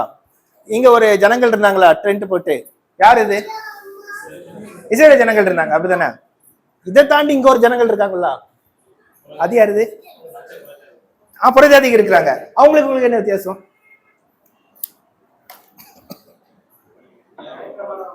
ஏதோ ஒரு விஷயம் கொடுக்கப்படுதுல பிரதர், இவங்க வாராங்கல்ல, அப்படிதானே? ஏதோ ஒரு விஷயம் என்ன பண்ணப்படுதுன்னா கடவுளை ஏற்றுக்கொள்றதுக்கான ஒரு தகுதி நிலைக்கு என்ன பண்ணப்படுதுன்னா கொண்டு வராங்களா இல்லையா? ஓகேவா? சோ ரசல் பிரதர் ரெண்டு விஷயத்துக்கும் யூஸ் பண்ணிருப்பாரு. என்ன யூஸ் பண்ணிருப்பாருன்னா கோர்ட்டுன்னு போட்டிருக்காரு, கேம்ப்னு என்ன பண்ணிருப்பாருன்னா யூஸ் பண்ணிருப்பாரு. அதாவது இந்த டென்டேட்டிவ் ஜஸ்டிபிகேஷன். ஆனா அவர் என்ன சொல்லுவாருன்னா இந்த இடத்துல இருந்து இங்க போறதுதான் அவர் என்ன சொல்லுவாருன்னா டென்டேட்டிவ் ஜஸ்டிபிகேஷன் சொல்லுவார். புரியுது உங்களுக்கு? நான் ஏற்கனவே சொன்னேன், ஒரு இடத்துல இருக்கிறத தற்காலிகமான நீதிமானாக்கப்படுத்தி பேசல, அது அடுத்த நிலைமைக்கு போகக்கூடியதா என்ன பண்ணுதுன்னா பேசுது. நீங்க வேற சகோதரர்கள் சொன்னாங்க அப்படின்னா புரிந்து கொள்ள விஷயம் என்னன்னா இந்த டென்டேட்டிவ்ங்கிறது இந்த கேம்ப்ல இருந்து என்ன ஆகுதுன்னா கோர்ட்டுக்கு போற ஒரு இடம் தான் என்னன்னா டென்டேட்டிவ் ஜஸ்டிபிகேஷன். அதான் நம்ம சொன்ன இஸ்ரேல் ஜனங்கள் மொத்தமா என்ன பண்றாங்கன்னா இருந்தாங்க. அவங்க என்ன பண்றாங்கன்னா ஒரு ஆண்டவர் இயேசு கிறிஸ்து வரும்போது அவங்க என்ன பண்றாங்கன்னா ஏத்துக்கிறாங்க. அதே மாதிரிதான் ஒட்டுமொத்த உலகத்துல இருக்கும்போது கிறிஸ்துவ கிறிஸ்துவை ஏற்றுக்கொண்டவர்கள் என்ன பண்றாங்கன்னா தேவனை ஏற்றுக்கொள்ளக்கூடிய மனநிலைமைக்குள்ள என்ன பண்றாங்க முதல்ல போறாங்க. இப்ப நம்மளும் என்ன பண்ணிருந்தோம் இருந்தோம், அந்த நிலைமையில இருக்கும் போதுனாலதான் அடுத்த ஸ்டெப்புக்குள்ள என்ன பண்ண முடியுது, நம்மளால வரவே முடிஞ்சது. இல்லைன்னா என்ன பண்ண முடியும், நம்ம டேரக்டா வேற எங்கேயுமே வரல. முதல்ல ஒரு விசுவாசத்துக்குள்ள வரும்போதுதான் தேவனை ஏற்றுக்குள்ள மனநிலைமைக்குள்ள என்ன பண்றாங்கன்னா ஒருத்தர் என்ன பண்றாங்கன்னா போறாங்க அப்படிங்கிற விஷயத்த என்ன பண்றோம்னா பாக்குறோம். அடுத்தது என்னது? Reckon justification. அது ரெண்டுமே அது அப்பவுமே சொல்லிட்டோம், இந்த ரெண்டும் ஒண்ணுதான் சொல்லிட்டோம். விசுவாசத்தினால நீதிமானாக எண்ணப்படுதல் கருதப்படுதல் அப்படிங்கிற விஷயத்த என்ன பண்றேன்னா சொல்றோம். ஓகேவா? சோ இப்ப பாத்தீங்க அப்படின்னா நல்லா கவனிச்சுக்கோங்க. இப்ப இஸ்ரேல் ஜனங்கள் இருந்தாங்கல்ல, இஸ்ரேல் ஜனங்கள் இருந்தாங்க. எங்க இஸ்ரேல் ஜனங்கள்? இன்னொரு ஜஸ்டிபிகேஷன் பார்த்தோம். என்ன ஜஸ்டிபிகேஷன்? Typical justification. இந்த ஹோல் தான் டைபிக்கல் ஜஸ்டிபிகேஷன். அது ஒண்ணு குறிக்கல, ஒட்டுமொத்தமா அதுக்கு பேர் தான் என்னன்னா டைபிக்கல் ஜஸ்டிபிகேஷன். அதாவது நிழலாக சொல்லப்பட்ட நீதிமானாக்கப்படுறது இது உள்ள இருக்கு அப்படின்னு சொல்லி பாக்குறோம். சோ இஸ்ரேல் ஜனங்கள் எல்லாருமே என்ன பண்ணாங்கன்னா வாழ்ந்தாங்க. யார் மட்டும்தான் இந்த இதுக்குள்ள போனாங்க? யார் மட்டும்தான் இந்த பிரகாரத்துக்குள்ள போனாங்க? லேபர்கள் என்ன பண்ணாங்கன்னா போனாங்க. ஓகேவா? சோ அப்போ எல்லாருமே வந்துட்டாங்க. பட் எல்லாருமே சில விஷயத்துல, அதாவது சொல்றது இப்ப பொருள்ல சொல்றேன், எல்லாருமே ஆண்டவர் இயேசு கிறிஸ்து மூலமாக தேவன்கிட்ட போறது கூட ஒரு வாய்ப்பு என்ன பண்ண ஏற்படுத்திச்சு. ஆனா எல்லாருமே வரல. சிலர் மட்டும் என்ன பண்ணாங்கன்னா அடுத்த ஸ்டெப்புக்குள்ள என்ன பண்ணாங்கன்னா உள்ள வந்தார்கள். அவங்களை என்ன பண்றாருன்னா விசுவாசத்தினால நீதிமானாக என்ன பண்றாரு. அப்ப அந்த உள்ளுக்குள்ளேயே லேவியருக்குள்ள யாரெல்லாம் இருந்தாங்க? லேவியர்கள் இருந்தார்கள், ஆசாரியர்கள் இருந்தார்கள், பிரதான ஆசாரியர் என்ன பண்ணாரு உள்ள இருந்தாரு. சோ என்ன பர்பஸுக்காக இவர்களை விசுவாசத்தினால் நீதிமானாக்கணும் அப்படின்னா இவங்க வந்த உடனே தண்ணி தொட்டில கழுவிட்டு இந்த ஆல்டர்ல என்ன பண்ணணும், அவர்களை என்ன பண்ணணும்னா வைக்கணும். இப்ப அவர்களை வைக்கும் போது தேவன் ஆல்ரெடி பழைய ஏற்பாடுகள் சொல்லப்பட்ட ஒரு விஷயம் என்ன அப்படின்னா எந்த ஒரு குருடோ இல்லைன்னா பழுதுள்ளதை என்ன பண்ண முடியாதுன்னா கொண்டு வர முடியாது. இப்ப நான் டைரக்டா போய் என்னை ஆல்டர்ல வச்சேன்னா அவரால் என்ன பண்ண முடியாது, தேவனால ஏற்றுக்கொள்ள முடியாது. அதற்காக தான் இந்த திரைச்சிலை கடக்கும் போது என்னவா கருதுற அப்படின்னா ஏன் ஆண்டவர் இயேசு கிறிஸ்து நான் எப்ப விசுவாசி உள்ள வந்தே வரணும் அப்பவுமே என்ன பண்றாருன்னா நீதிபானம் என்ன பண்றாருன்னா கருதுறாரு. அதான் என்னப்படுது அந்த விஷயங்கள். அப்ப என்ன பர்பஸ்க்கு அப்படின்னா நெக்ஸ்ட் நான் என்ன பண்ணணும்னா அர்ப்பணிக்கணும். அர்ப்பணிக்கிற பர்பஸ்க்காக தான் முதல்ல விசுவாசத்தினால என்ன பண்ணப்படுறோம்னா நம்ம நீதிமானாக என்ன பண்றோம்னா என்ன பண்றோம். இல்லைன்னா நம்மள உள்ள என்ன பண்ண முடியும், இந்த ஆல்டர்ல என்ன பண்ண முடியும்னா வைக்கிறதுக்கு தேவன் அனுமதிக்க மாட்டார். சரி இப்ப வச்சாச்சு. வச்ச உடனே என்ன நடக்கும் தெரியுமா? ஆல்டர்ல கொண்டு வச்சாச்சு, என்ன நடக்கும் தெரியுமா? இதுக்குள்ள எல்லாரும் வந்துடுறாங்க. ஜென்ரலா பேசக்கூடிய ஒரு விஷயம் என்னன்னா இதுக்குள்ள எல்லாரும் வந்துடுறாங்க. பட் இங்க என்ன பண்ணலாம் அப்படின்னா ஆல்டர்ல நிறைய பேர் வச்சு ஆல்டர்ல வச்சாதான் எங்க பண்ண முடியும், உள்ள இந்த பரிசுத்தலத்துக்குள்ள என்ன பண்ண முடியும்னா போக முடியும். எல்லா லேவியர்களும் வந்துடுறாங்க, பட் இந்த பரிசுத்தலத்துக்குள்ள யார் தான் போறா? ஆசாரியர்கள் மட்டும்தான் போக முடியுமே. எல்லாரும் லேவியர்களும் என்ன பண்ண முடியாது, போக முடியாது. சோ ரொம்ப அருமையான ஆண்டவர் இயேசு கிறிஸ்து நான் புரிந்து கொண்ட விஷயத்தை மட்டும் ஷேர் பண்றேன்.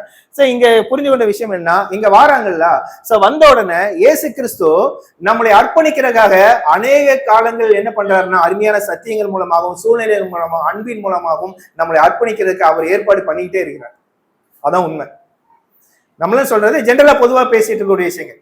ஏன்னா அவர் பொறுப்பெடுத்துக்கிறார் நம்மள. இப்ப நம்ம என்ன பண்ண வேண்டியிருக்கு அப்படின்னா ஆல்டர்ல என்ன பண்ணிருக்காங்கன்னா வைக்கிறாங்க.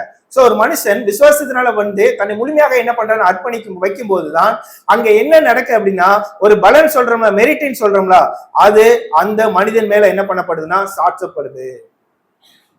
சாற்றதை பார்த்த உடனே தேவன் என்ன பண்றாருன்னா அதை அங்கீகரிக்கிறார். அது வரைக்கும் தேவனால் என்ன பண்ண முடியாதுன்னா அங்கீகரிக்க முடியாது. சோ எப்போ ஆண்டவர் இயேசு கிறிஸ்து அவருடைய அந்த புண்ணியத்தை சாற்றுறாரோ, அவங்க மேல வைக்கிறாரோ, அப்பவுமே தேவன் என்ன பண்றாருன்னா அவர்களை அங்கீகரித்து தேவனுடைய புத்தராக என்ன பண்ணுவதற்காக புது சிருஷ்டியாக என்ன பண்ணப்படுறாருன்னா ஜெனிப்பிக்கப்படுறாரு.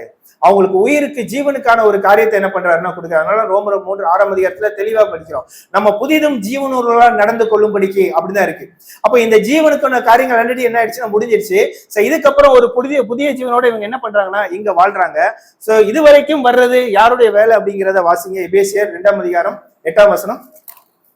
எபேசியர் 2:8 கிருபையினாலே விசுவாசத்தை கொண்டு ரட்சிக்கப்பட்டீர்கள். இது என்ன படிச்சா இப்போ? கிருபையினாலே விசுவாசத்தை கொண்டு ரட்சிக்கப்பட்டீர்கள். இப்ப என்ன ஒரு ரட்சிப்புக்குள்ள வந்திருக்கோம்? இப்ப நல்லா பாருங்க, கிருபை எந்த கிருபை? அது பிதாவை தேவனுடைய கிருபை தன்னுடைய குமாரனை கொடுத்து அருமையான ஏற்பாடு பண்ணி வச்சிருக்கிறது. விசுவாசம் யாருடையது? நம்மளுடைய தானே. இங்க உள்ள வரீங்களா, அதுதான் விசுவாசம். இங்க ஏற்பாடு என்ன பண்ணப்பட்டுருச்சு, வைக்கப்பட்டுருச்சு. நல்லா கட்டுக்கோங்க. விசுவாசம் ஏதோ நம்ம வைத்தோம் அப்படின்னு சொல்றோம்ல, அதுதான் இல்லைங்கிறது அடுத்த வசனம் சொல்றாரு. வாசிங்க. எபேசியர் 2:12 இல்ல 9 ஒருவரும் பெருமை பாராட்டாதபடிக்கு, இந்த இடத்து வந்து யாருமே பெருமை பாராட்டாதபடிக்கு, இது கிரியையினால் உண்டானது அல்ல, எந்த கிரியையினாலும் உண்டானதல்ல, ஏனெனில் நற்கிரியைகளை செய்ய. என்ன சொல்லிட்டாரு அப்படின்னா இங்க வர்ற ஒரு விஷயம் வரைக்கும் அது தேவனுடைய ஈவனை முடியுமா? 8 மறுபடியும் வாசிங்க. 8 கிருபையினாலே விசுவாசத்தை கொண்டு ரட்சிக்கப்பட்டீர்கள். இது உங்களால் உண்டானது அல்ல. பாருங்க, இது உங்களால் உண்டானது அல்ல. இந்த ஒரு இடத்துக்கு வர்றது நம்மளால உண்டானது அல்ல, இது தேவனுடைய ஈவு. புரியுதா உங்களுக்கு? அப்போ சார்ட் ஆஃப் ஏஜஸ்ல கீழே இருந்து 6ங்கிற நிலைமையில இருந்து என் நிலைமைகளை கொண்டு வர்றது என்னன்னா அது தேவனுடைய கிருபையும் நாம வைத்த விசுவாசமும். அது கூட நம்மளுக்கு கூட கிடையாது சொல்லிட்டாரு. அது தேவனுடைய கிருபையினால என்ன பண்ணப்பட்டிருக்குன்னா, அதனாலதான் எவர்களை முன் குறித்தாரோ அவர்களை என்ன பண்ணியிருக்காருன்னா அழைச்சிருக்கிறாரு. அவர் கரெக்டாக நம்ம எபேசியர் 1:4 படிக்கிறோம், உலக தோற்றத்துக்கு முன்பாக நாங்க என்ன பண்ணப்பட்டிருக்கோம், முன்குறிக்க. அவர்கள் என்ன பண்றாங்கன்னா காலிங் சரியான ஏற்ற காலம் வரும்போது நம்மள என்ன பண்றாருன்னா இந்த மேன்மையான அழைப்புக்குள்ள என்ன பண்ணிடுறாரு, அழைச்சிடறாரு. விசுவாசத்துக்குரிய காரியங்களை என்ன பண்ணிடுறாருன்னா காமிச்சிடறாரு, கிருபையும் வச்சிடுறாரு. நாம உள்ள வந்துடும். இது வரைக்கும் உண்டாரு வச்சாச்சு. அதுக்கப்புறம் தான் இப்ப முக்கியமான ஒரு விஷயம் என்ன சொல்றாருன்னா 10 எபேசியர் 2:10 எபேசியர் 2:10 ஏனெனில் நற்கிரியைகளை செய்கிறது. இதுக்கு முன்னால வசனம் என்ன படிச்சாருன்னா இந்த எந்த கிரியைனாலும் என்ன பண்ணல உண்டானதுன்னு சொல்லிட்டாரு. இப்ப என்ன பண்ண சொல்லிட்டாரு, நற்கிரியைகளை செய்வதற்கு. இந்த நற்கிரியை செய்ய ஒரு மனுஷன் எங்க இருக்கணும், பரிசுத்தத்துல இருக்கணும். இங்கதான் லைஃபே ஸ்டார்ட் ஆகுது.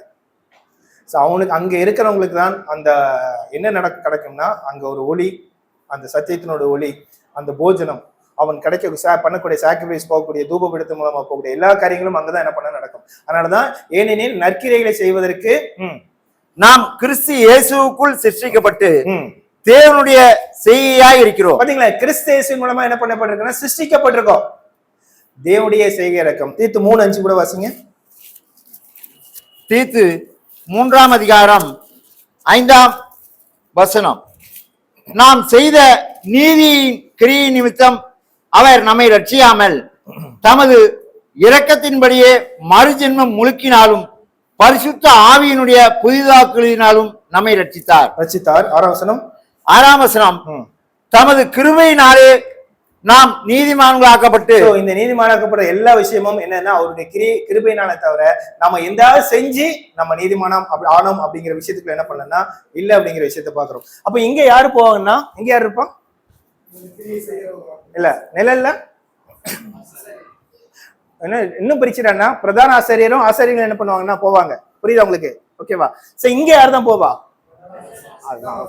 அப்ப எங்கேயோ இருந்த ஒரு உலக ஜனங்கள்ல இருந்து ஒருத்தன் பிரதான ஆசிரியரா போறானோ, அதனாலதான் இந்த கனமான ஒரு பாத்திரமாக இந்த ஒரு மகிமையான ஒரு ஊழியத்துக்கு என்ன பண்ணப்பட்டிருக்குன்னா அழைக்கப்பட்டிருக்கும். நம்ம பிரதான ஆசிரியர் ஆகிறதுக்கு தான் என்ன பண்ணப்பட்டிருக்குன்னா தேவன் அவ்வளவு ஏற்பாடுகள் என்ன பண்ணியிருக்கிற அதற்கு கொடுக்கப்பட்ட பேர் தான் இந்த ஜஸ்டிபிகேஷன்.